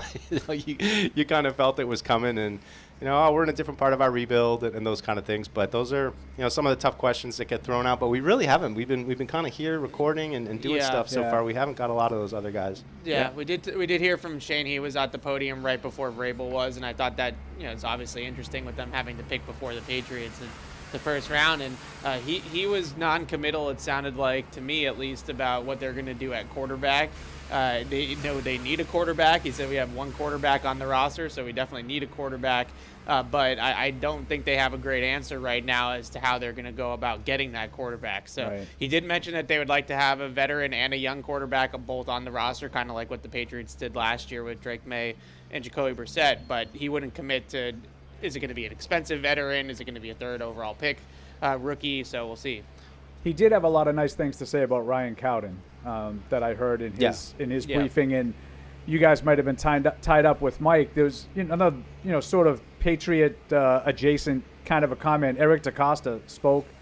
I don't know if you guys had heard any of him. The GM for the Ravens sort of indicated that he plans to meet with Ronnie Stanley this week, his representatives, and he kind of expressed some confidence that they would be able to get a deal done. He didn't guarantee anything, but I wonder if that would sort of cross a big piece off the free agent list for the Patriots. Yeah, it's interesting because, just listening to what Vrabel said, he said that they would, if there was only one car, I think was the analogy that he used, that they would maybe overpay for that one car, but if they felt like it was a bunch of cars on the lot that were the same, then maybe they would be a little bit more frugal. And like Ronnie Stanley, to me, in the tackle market is the Ferrari, right? Like he's like the one car, and then everybody else, the Cam Robinsons, the Alaric Jacksons, like those guys are all kind of in a similar boat. So if Ronnie Stanley's off the board at tackle, then I do wonder how much they would really overextend for a Cam Robinson, an Alaric Jackson, one of those types of players. It might not be something that they would do. Yep. All right, so what else do you got? Anything else before we let you go? How's Barth doing? Did you guys go to St. Elmo's last night? We did go to St. Elmo's last night. I met up with Barth afterwards. He was at the Pacers-Nuggets game with a group last night. But I just went over to his table, which is about, I don't know what, I'm bad with distances. 50 feet. 50 feet from us. And he told me that he's a little bit overwhelmed at his first combine. So I just told him, listen, you can't get everything. You just got to stick to the hits, right? What's important. It's as Jerry Madelon likes to say, it's needs and wants, right? Like you need to get Vrabel, but you might want to talk to Duke Tobin later. But the Vrabel thing is more important. So wait till the players come out and there's 8 podiums going at once. He's overwhelmed now. I know. He's got to get his express pass like he does at Disney World. We did have a great meal at St. Elmo's though last night. Yep. We hit it early in the week, which is, I think that's a pro move, Deuce. I think hitting it early in the week before things really get going is the way to go. Yeah, later in the week you just go to the bar and people watch. Yes. Yeah, plenty of that, and no, it's this place feels like it's frozen in time. Like each year you come back here, it's the same people, the same setup, the same weather. I mean, it's just nothing changes here, and I think that's what everybody loves about it. All right, so what are we looking forward to later today from you and tomorrow? Yeah, so we'll have our podcast coming out with that interview from Vrabel cut in. We're also looking forward to talking to Mike Reese this afternoon. We're going to talk to Jordan Reed from ESPN, so those will be cut into tomorrow's podcast. Just trying to pile up some interviews that we're doing here, and we'll get a chance to talk to Elliot Wolf tomorrow. So he's going to speak at the podium, and then he'll also talk to us. I don't think he's doing the big scrum with the media like Vrabel did, so kind of a little bit of an exclusive to us. So we're looking forward to that, talking some draft with him, getting his opinion on this class, and hopefully nerding out on some draft stuff with him. That's what we're kind of hoping. Yeah, so when Elliot talks tomorrow, we'll have that live on Patriots.com, and as we did today with Vrabel. So looking forward to that. Yeah. No, it's just kicking off. We're ready to go. All right, guys. Well, enjoy, work hard, have fun, and when are we going to talk to you next? You'll hear from us Thursday about the same time. We'll probably we'll have more to share then. After a couple days of prospects and stuff, and so we'll have a little more information hopefully to share on Thursday with you guys. All right, guys. Thanks for calling in. Talk to you later. Thanks, guys. All right. Bye, boys. Evan and Deuce from the Combine. First time I think we've done that where we've had video. And it worked. Yeah, it looked great. It sounded did, good. actually. So good job, whoever made that happen. So, what's the matter with you two? I'm just thinking in my head about how funny it would be if we had like a Barth cam of just I feel like this is life changing. This is experience. Well, 98.5 should definitely have it. Right. He was on my show. No, I know. Did you see him? Yeah, but I think Alex is talking about following like him around. Like a kid walking into Disneyland for the first time. Absolutely. I just think it's funny that he's overwhelmed now. Now, like it's like day one. The NFL coaches and GMs, they talk, and there can be more than one going on at once. But in general terms, they space those out pretty well, and you can get everything you need to do. Once the players start to come out, position groups, I don't know what the setup is. He might have a breakdown. In general, there's 8 podiums. I don't know if they do it the same way. I haven't been there the last couple of years. But there can be they do their best to make sure Shedeur Sanders and Cam Ward aren't going to be talking at the same time. Right. But they don't always succeed in that. Yeah. Sometimes they come out, they don't want to keep these guys waiting. They just want to get them in, get them out, and get them on with their day because they do have their meetings set up with all the teams. They have a schedule to keep. So it can be overwhelming when you're trying to get, Will Campbell, Kelvin Banks, maybe 2 other the guy from Ohio State, the guy from Oregon. They could all be out there roughly the same time. They're all tackles. They're all guys that the Patriots reporters are going to want to hear from. That's when you get overwhelmed. Yep. So, and then you call in and Fred's like, what did Cam Ward have to say? Well, I didn't hear him. I sent you all the way out there and you didn't even talk to the guy. Right. What are you doing? But for a guy like Bart, this could be information overload. Yeah. So we might have to. He's not our responsibility, I guess. He's 98.5. So, all right. Back to the emails at podcasts@patriots.com. I guess our on-air light is more. It reads. More pay of no a mind. it's more of a suggestion. Out there. We got somebody. Do you want me to go say something? No. It's like a street sweeper. Yeah, they're Zamboni cleaning out there.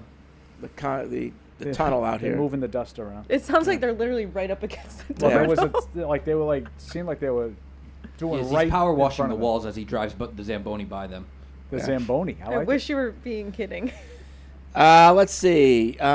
Floyd in Redford, Michigan. When Mike Reese speaks, I need to pay attention. Or he says, I tend to pay attention. He recently posted that if the Patriots deem that Will Campbell isn't worthy of the 4th pick, could Mason Graham be? This coming from Mike Reese made me believe that Mason Graham could be a real consideration and not just some mock draft selection. I am a Mason Graham guy, but I'm reading too much into this. No, I think Mason Graham is absolutely in play. He's, by all accounts, a top 10 pick, right? Well, and I think that what Floyd is saying is something that you've said in the past. Like, Mike Reese doesn't just throw things out there a lot of times. Yeah, but I'm not going to get into that. Yeah. Like, I understand what Floyd's saying, and Mr. Floyd is perceptive. Yeah. But I'm not suggesting that the Patriots like Mason Graham because Mike Reese said that. I'm saying Mason Graham is, by all accounts, a candidate to get taken somewhere between, I would say, 3 and 10. Because the only two guys that I would have seen that are definitively listed ahead of him are Abdul Carter and Travis Hunter. Am I wrong on that? Right. Now, the rest could be your preference. Will Yep. Campbell, Alex likes Mason Graham, maybe Fred, maybe you like Tyler Warren. Yep. You know, maybe someone else, the Jalen Walker. You know, there's a lot of different options depending on your preference. But Mason Graham, I think, wouldn't be a surprise pick. No. At 4. No. I don't think that would be a surprise to Not at all. to many people. Nope. So I think Mr. Floyd is Yep. onto something there. Ben in Hershey, Pennsylvania. ESPN currently has Sanders and Ward as their 17 and 18th ranked prospects. I've seen them 15, 20. I've seen them Yeah. Around that. That's a little high, to be honest with you, for me.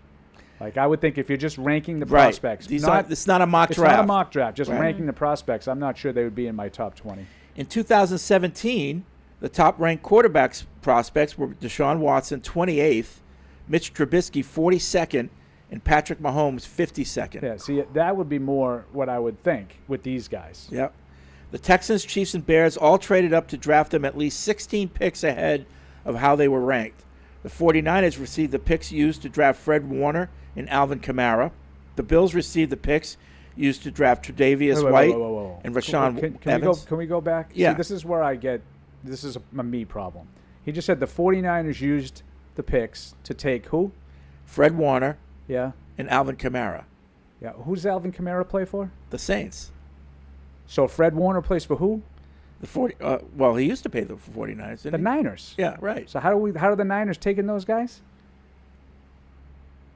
Did I miss this? Yeah. Well, he said the 49ers received the picks. It took Fred Warner and Alvin Kamara. Right. They didn't take Alvin Kamara unless wasn't there a game. This is my point. Right. Unless you missed words in the email. No.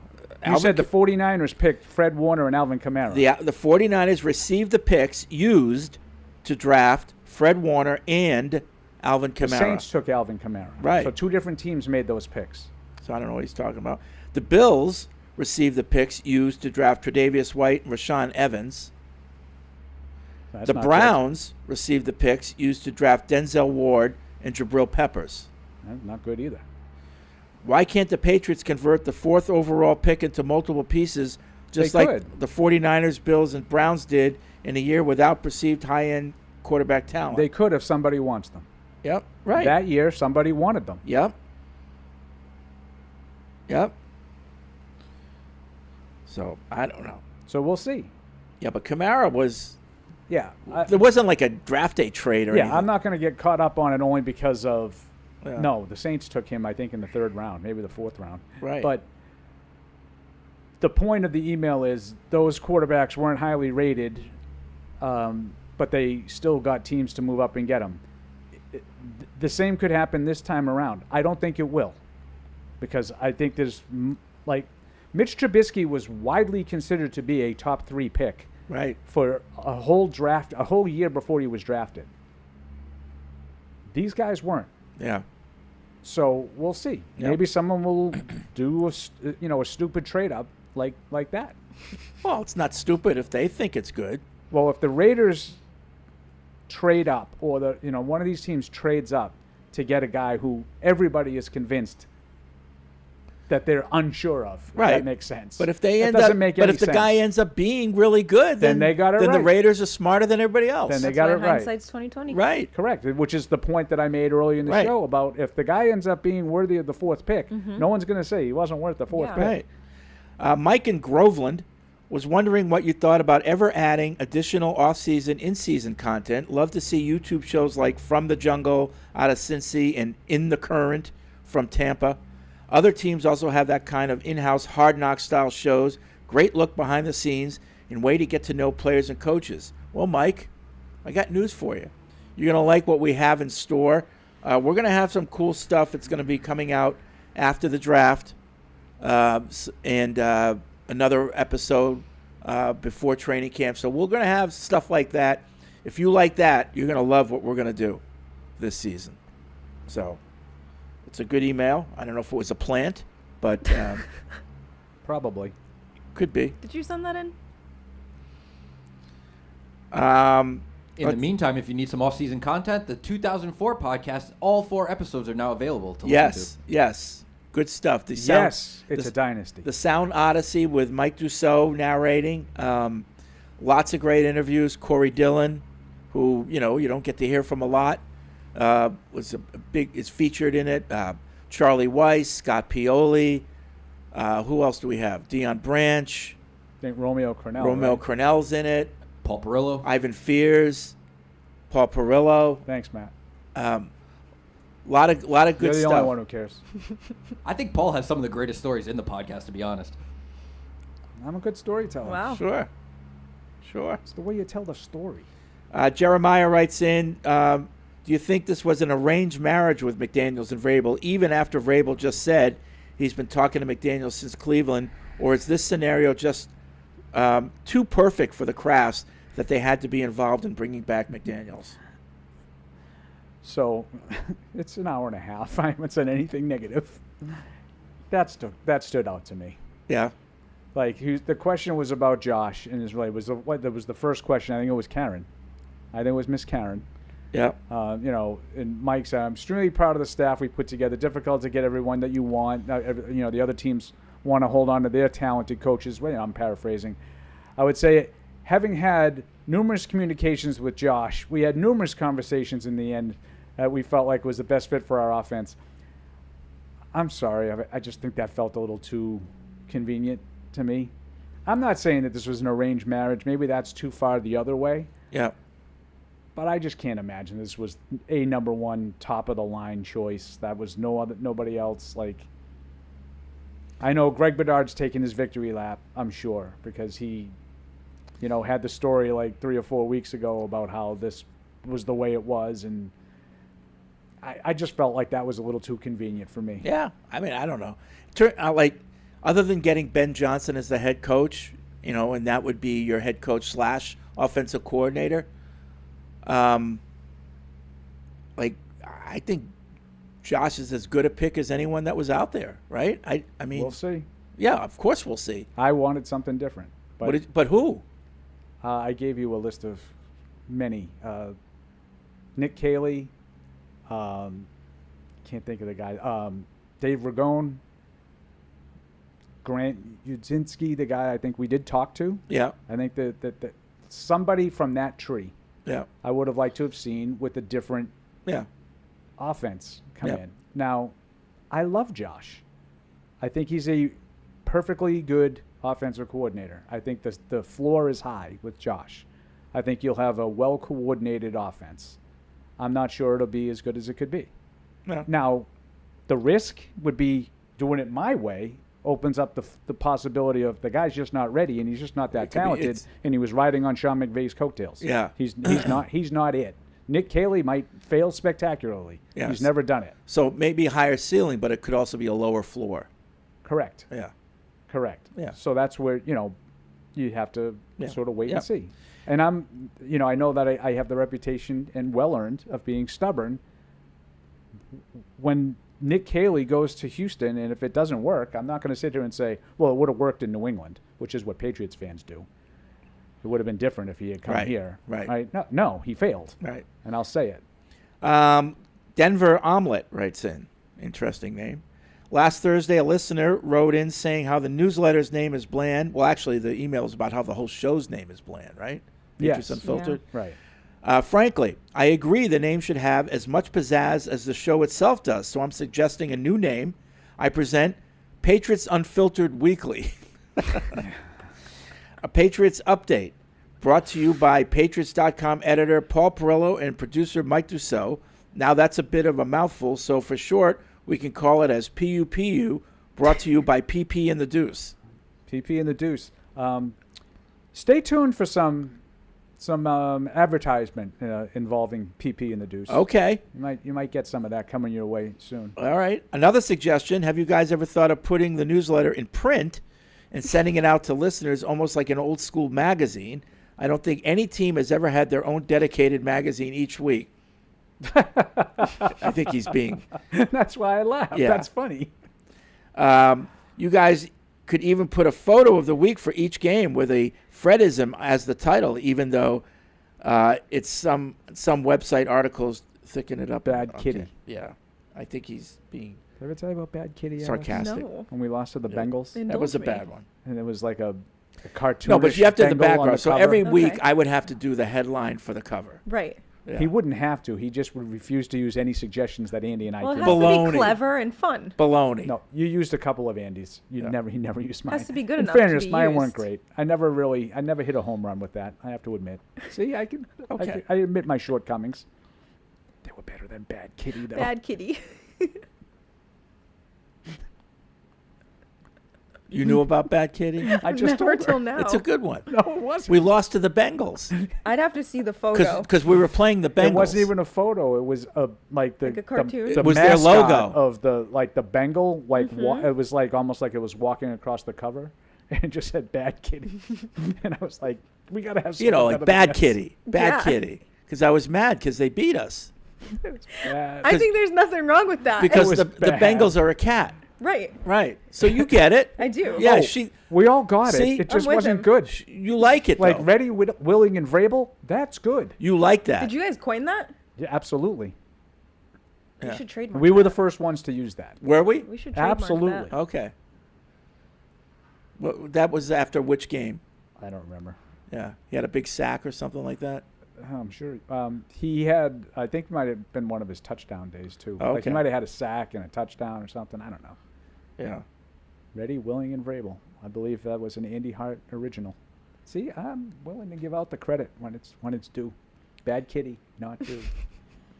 It was a bad cover. Bad Kitty, bad cover.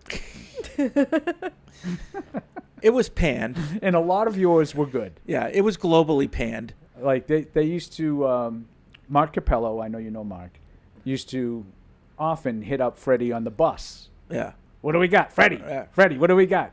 Yeah. You know, and he would I haven't started thinking about it he yet. would always opine. Yeah. Oh, I'm sure. Yeah. Tim from our friends at Duncan.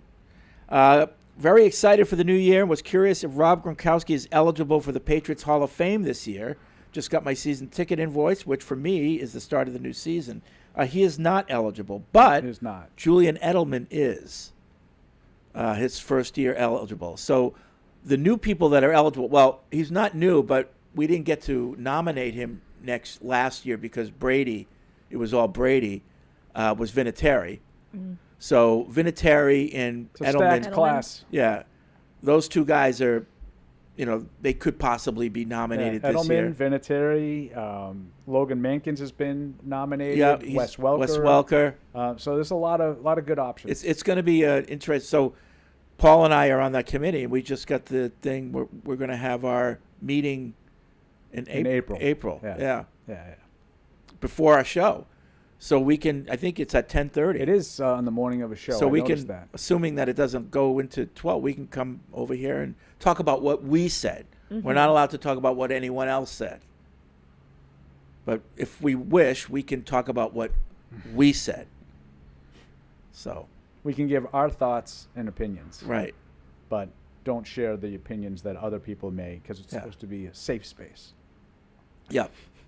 Which I say, if you say something stupid, you should be exposed. But, to me, the big debate's going to be Welker Edelman, right? It'd be funny to see Edelman get in first. Well, Oh, Welker's not getting in. No, I can't even get him on but the I ballot. think he might dropped a pass, you know.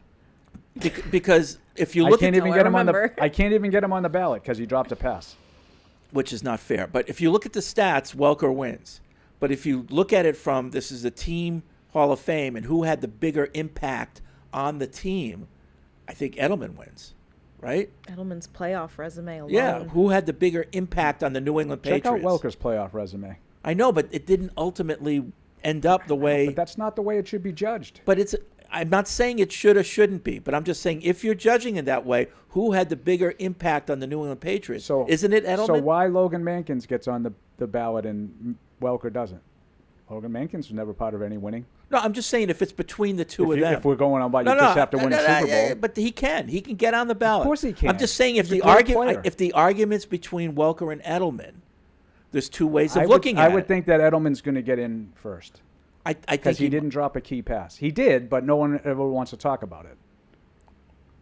Yeah, I think he dropped that. He dropped a lot of passes, Edelman, in big games. Yeah. Oh, but they don't talk about those because they won a Super Bowl anyway. But he also had key catches. Right, so did Welker, and they ended up winning a touchdown in the undefeated Super Bowl. No, I know. I get Which it. We just completely gloss over. Listen, they both should get in. They both should get in. Correct. The question is if they're up against each other.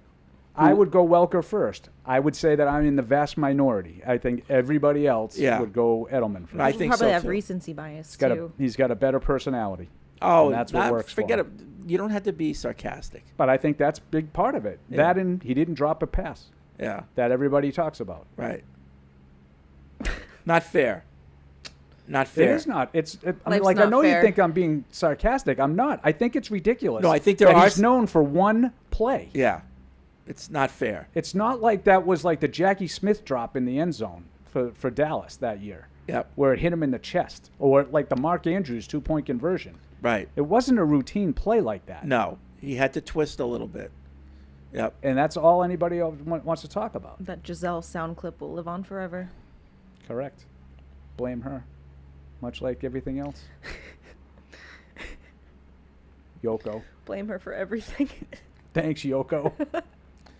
Well, I mean, when people will look what do we at. got there? That's quite a little display case. Nobody knows what you're talking about. Well, on one of my shows. Bad radio. Yeah. They just had the Waking 180 people. I have to talk to them today. See, email Tell it them about says, your saw a sleep apnea. report. I don't have sleep apnea. Exactly. You can tell them that. Saw a report You again by cured it. Mike Reese saying Drake Maye was out in the freezing cold working out in Foxborough. I'm not of the mind of equating this to a historic season coming from Maye, but I think that him doing that is setting a great tone for the offseason and a great way to lead by example for the rest of the team. Really excited for his development as a leader of the team as much as I am for the development of his game. Okay? I like that. I mean, I must have missed that. Was he like actually outside, or he's just in Foxborough? I think he's in Foxborough, but I'm not familiar with what he's talking about. I don't know if so there's I'm not any gonna tell you plowed that fields that's not to it. actually Yeah, be I mean, outside playing in right now. You can't be on a field. They're all snow covered. Right. I'm just going to say this. Okay, here we go. When he didn't come back for the Vrabel press conference, it was no big deal, which I agree with. It's no big deal It was for me. with your guy. No, Felger. Yeah. Correct. Yeah. But I'm saying the fans. No, wasn't a big deal. Crucified Felger for his. Yes, that's correct. So if it's not a big deal, him being in Foxborough can't then be a big deal. Like it's a sign of leadership. Well, it's different than being at a press It's conference not a and sign of working leadership. out. He's not leading anybody. He could be working He's out. working out. Wherever he works out is irrelevant. Right. No, but he could work out anywhere. But he's here in Right. the freezing cold, Paul. Right, and that doesn't mean anything if it didn't mean anything to It you that means he something wasn't to at me. Vrabel's press conference. Something to me. If it's a symbolic gesture, then you got to treat them symbolically equal. I don't know. I like Drake Maye. Really? Because We all do. you can't tell by the way you started this show. I like Drake. You love him. Am I wrong? Like, I don't let him being too comfortable on a podcast. I'm a little Well, because I'm worried about him. I'm trying to protect him. Right, you're worried about him. Like you think he's doing something I'm wrong. trying to You don't- he protect doesn't him. need protecting. I'm trying to. He just needs offensive linemen to protect It's him. his fatherly instinct. That too. No, Yes. So just to be clear, this stuff doesn't register I know. with me. No. I'm very consistent. Well, you don't think guys should work out in the It didn't off bug season. me. Don't be don't be like Andy. the weight room should be. Don't be. We don't even need a weight room. Don't according be to Paul. Andy-like. You're going to be Andy-like. Yes, you are. Yes. It makes for good radio. It didn't bug me at all that he wasn't at the Vrabel press conference. I'm very consistent. No. Much like this does not cause me to do handstands that he supposedly is in Foxborough Well, this makes it week. seem like he's set up a weight room, like literally outdoors, when it's as cold as but I'm I not can even- remember. I don't even know what he's. Well, what Mike was actually Like, trying to listen, portray. I don't want to. I don't want It to. doesn't matter to me that he's. I know he's working out. I It love doesn't that he's matter to me splitting where. time between Foxborough and Well, UNC, there's a facility but- in Foxborough. Brian McDonough is one of the assistant strength that he runs, and it's like a whole workout place. It's got a hockey arena. It's got and I know a lot of the guys in the off season work out there. Right, and that's great. And if that's where could be where he was. But if I that's don't know. where he chooses to work out, I don't have any issue with that. It just doesn't register as like a positive to me. Like unless he's not working out at all, and he has to come to Foxborough to work out, I don't believe that. I believe these guys are all working out religiously. So it doesn't matter to me that he's working out. Although in you did Foxborough. he he Tom, can't have any conversations with the You coaches. did criticize Tom when he stopped coming here for the offseason. Yes, for team workout. If Drake May is not here on April 7th, that will bother me. That will be a problem. Yes, I will be consistent. I think yes. it's a good thing. The closer he is to here, the better. I think that the fact Especially that he's with the new working coaching out, staff. but he can't have any interaction with them. No, he can't. He's not allowed. That's why it doesn't matter to me. If he could be here and be like with Josh Sitting watching down film, every day having that meetings. would have that to me would be that's a strong yeah, sign yeah. of leadership and commitment. He can't do that. It's No. illegal. Right. It's against the rules. Correct. Curtis in St. Louis, let's just say best case scenario. Best case. T. Higgins hits free agency and the Patriots sign him. Ronnie Stanley hits free agency and the Patriots get him as well. Okay. How would you guys On feel board. about the Patriots moving up in the draft to ensure they get Carter? In a draft that everyone wants to move down, the Patriots move up and get that blue chip guy. That, or say they're able to move down to, say, 9, they trade with the Saints, they swap first-round picks and grab New Orleans 2025 second and 2026 second. With a 9th overall pick, the Patriots draft Ashton Genty. Oh, I don't like that. No? But the first scenario is not a bad one. You've got 2 guys now in free agency that are absolute needs. So now Correct. But you can afford to but like. you haven't solved your left tackle problem. No, you haven't That's yet. a 30 some odd injury prone left Yeah, tackle. that's true. You still need another tackle, and probably need someone for the future. But I like the I mean, the idea of moving up to get Abdul Carter after filling 2 major needs, you could sell me on that. Yeah. I like it. But I don't like the idea of trading down for a running back. Yep. That's just my hang up with running backs. Brandon wants to weigh in on my Seinfeld take. Correction to the take, Fred. They're not all annoying. They're all idiots in their own way. Geniuses in something. Kramer networking. Kramer networking. George setting low standards as to not be disappointed. Elaine was probably the overall smartest and most well-rounded. And Jerry, being a marginal 80s comedian and never deviating, also was the best with money. Because he made more money. Not a well-written email. Sorry. Yeah, I don't. Why does? Well, I don't want to overanalyze. Yeah. A funny take. Jake in Melbourne. Now that Higgins seems to be off the board, well, he is unless you want to pay up. A report came out about Cortland Sutton looking for a new contract. Any interest in trading for him and giving him some good money for a couple of years and have him as a bridge receiver. Much better option than Kupp, but would obviously cost a bit more in a trade. A lot more. Yeah, Cortland Sutton. And he's also injury prone too. Like they both of those guys have durability issues. I like the idea of Kupp as a mentor, not as like the solution. Yeah. You know, I think at this stage of his career, he's probably not going to come in and have a dramatic on-field impact in your wide receivers, but I think he could have a dramatic impact on the room itself. Did you see those comments? I know a lot of people have been talking about the Andrew Whitworth comments from the Super Bowl. Like, he just talked about Cooper Kupp like he's a special guy. I think they need someone like that in that room. Yeah, I mean, I worry about taking the word of someone who wears those hoodies like Andrew Whitworth wears. He's got those Paul hoodies all the time. That's wear my hoodie. You know, so like I just it's like grown men who wear the baseball cap backwards. I can't take you seriously. Not into it? No, like college frat should be the line where you stop. After that, you stop wearing your Thoughts, cap Alex? backwards. As the only one even remotely young in this room. Well, there's a funny. I would say women like when men wear backwards hats. Really? Yeah.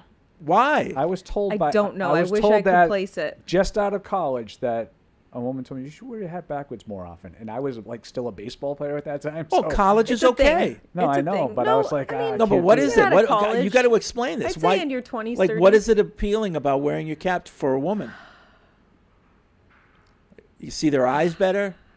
She can't explain it. I can't place it. It's Well, kind what of do like you a, Down, it symbolizes he's a bad boy, and ladies love bad maybe boys. it's bad boy, maybe it's youthful. I don't know. just It's don't like care. the true definition of a like je ne sais quoi.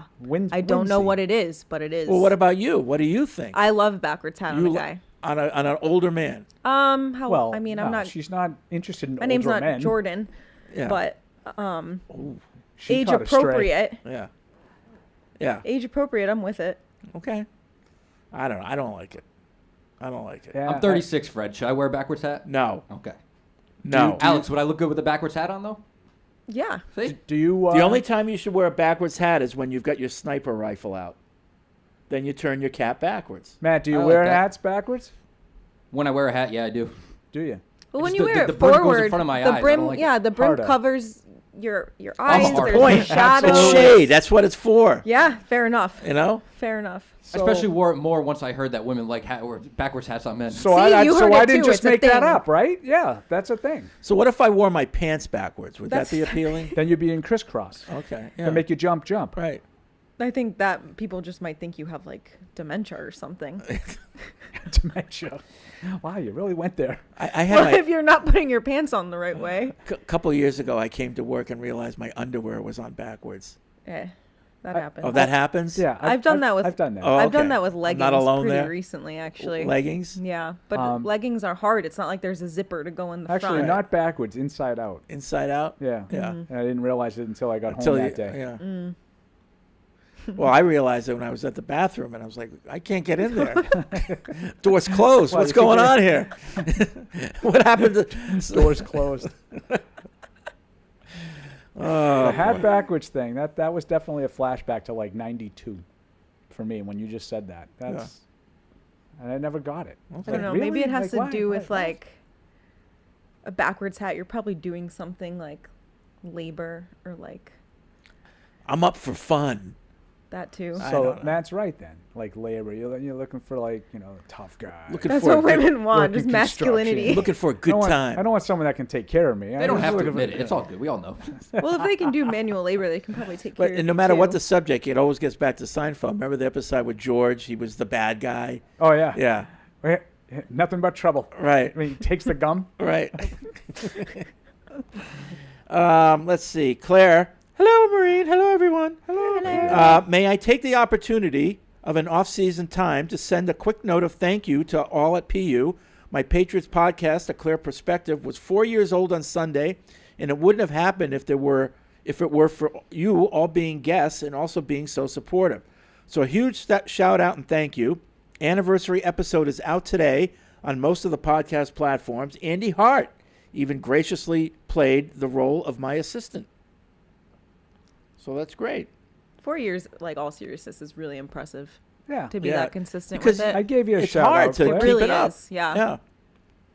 Even Especially though at my age. even though I was special guest number 101, there's nothing special about that at all. Mike Reese, I think, was 100. I mean, if you're into that sort of prestige of Right. ESPN. Right. Tony writes in, Paul spitting truth again. Uh-oh. The amount of people who still hate on Welker, say he's a loser, say he's not deserving of the Hall, drives me nuts. Tom missed the throw, plain and simple. Could West have caught it? Yes. Most of the time he makes that catch. I would implore anyone who says Edelman is superior to Welker to actually go back and watch Welker's game.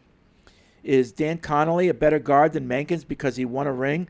Is Andy Hart better than Deuce because he won a ring? Get with it, Well, people. yes, Yeah. but different reason. Get with it, people. Also, count me in on Kupp, but out on Godwin for wide receiver. Godwin coming off his second major knee injury at 29, going on 30, and almost all players coming back from an Achilles or ACL say they aren't themselves into year 2. Isn't this like a dislocated ankle? Who? Godwin? I don't know. No? I don't know. Maybe I might be Not misremembering interested in that. paying big for an aging guy with injury history who may not contribute much until halfway through year 2 of his contract. Yeah, I'm a little worried about Godwin's durability, but assuming that T. Higgins is off the table, I mean, I'd have to give it some thought. What do you think about Steph Diggs? I'm kind of out on that at this stage. I think he's sort of on the back nine, but could you talk yourself into Steph Diggs? I could. Yeah. If it was like a 1-year deal, I suppose. I think he's I think they need to find some I think he's one of solutions. those guys that from the jump he can contribute. Like, you won't have to worry about that. You know? Like you said, the 1 year. Yeah. Anything longer than that, it might just be And like you bring him the back to that drama. first day that he was with Josh Allen. You say it's no different. Mhm. You're going to be with a guy who can make plays. Fred, who's the guy behind Zoe there with the hat on? Oh, that's Bledsoe, Pete Carroll. Oh, that's the Zoe. offensive line. Jeff Davidson. Jeff right? Davidson. Good call, Yeah, Freddie. Yeah. Good job. Yeah. I was testing you. Sure. They El don't know fr- what we're talking about. Nope, they don't. El from Wisconsin. So do you all think that the bias against Welker is more due to that pass or due to the fact that Bill clearly hated him at the end? No, I think it's the drop. If he didn't drop... Not the way he left for Denver? No. Okay.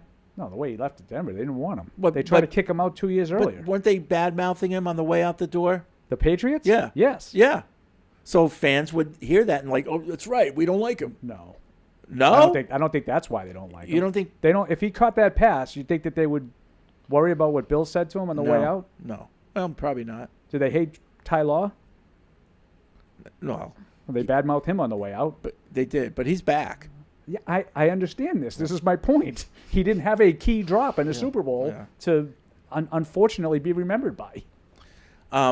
Somebody was telling me on our PR staff that he's watched that play over and over with Welker, and people have watched it and told him this, that when Brady's looking out on the field, Gronk is wide open, but all of a sudden, he on the corner of his eye, he sees the safety fall down where Welker was, and he changed his mind and kind of threw off balance, and so the pass was a little bit behind Welker because of that. And in Tom's defense, I've heard people opine, and I don't know, I haven't heard Tom say this, but he kind of threw it where he threw it on purpose, to try to set him down and avoid the hit. Right. Coming because from there was another, coverage someone coming. Yep. He should have caught the pass. I am not here to tell you that it's a pass that he shouldn't have caught. He should have caught it. It wasn't a great throw, but he should have caught it. But I just I don't understand why you get so much for so many plays that he made for so many years, why that's the only thing that anybody remembers. That's the part of it I don't get. Yeah. No, will Mark Andrews be persona non grata now in Baltimore? Right. I'm going to guess no. Now, maybe they will. Maybe that's the end of his career, and people will always remember him for dropping that 2-point conversion. I don't think that will happen, though. Rick in Riverside, Rhode Island. Evan's analysis is what drew me to this podcast and keeps me here. I love how he can talk about schemes and break things down in layman's terms. I'm not sure about I'm that. sure he does that. Having said that, I do agree Barth may carry him a bit. Wow. Ooh. This is unbelievable. This is the worst show ever in Evan Lazar history. This is going to leave a mark. Yes. Mainly because we're going to make sure it does. You'll appreciate this one, Paul. Uh-oh. So will Carol upstairs. Tyler in Georgia writes in, I like the idea of sending out a physical newsletter, but only if you can ensure I get it 1 to 2 weeks after it originally comes out. Poor Carol. That was a running joke because back in the day, we would sell Patriots Football Weekly on the newsstands, but also you could subscribe to it. And so if you're living in Idaho, good luck getting it before the next game came out. I mean, didn't exactly come first class. Yeah. So we used to make fun of Carol. Carol, There's a guy in Des Moines didn't get his paper. Well, you were just like the people like that, like mailing them individually. It's not like you can send out like a mail truck to hit all the spots. No. Well, no, but I mean, we saw all over the country. You know, You guys weren't overnighting them? Well, your subscription price would go way up. We had to make it an affordable subscription price. You know, so there were flaws. So I found out Flawed business model. I found out that the way the U.S. post office works, and the reason why like magazines like Sports Illustrated get delivered in such a timely manner, it's because of the volume. Mm-hmm.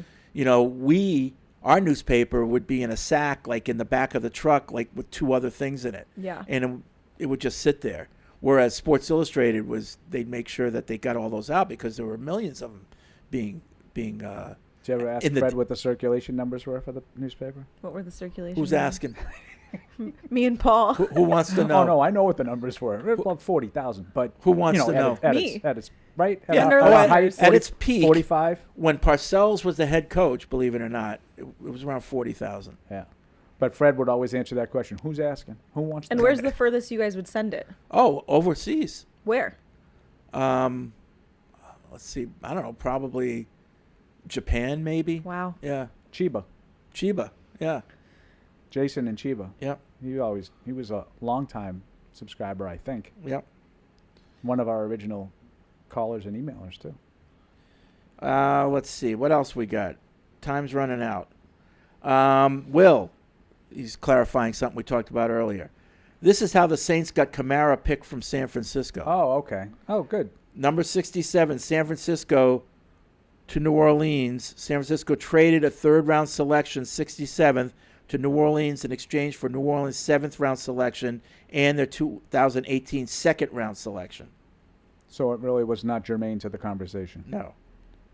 But so I knew there had to be some trade involved somewhere. Yeah, and like I said at the time when we read that email, I know that wasn't the point. The point of the email was the quarterbacks weren't,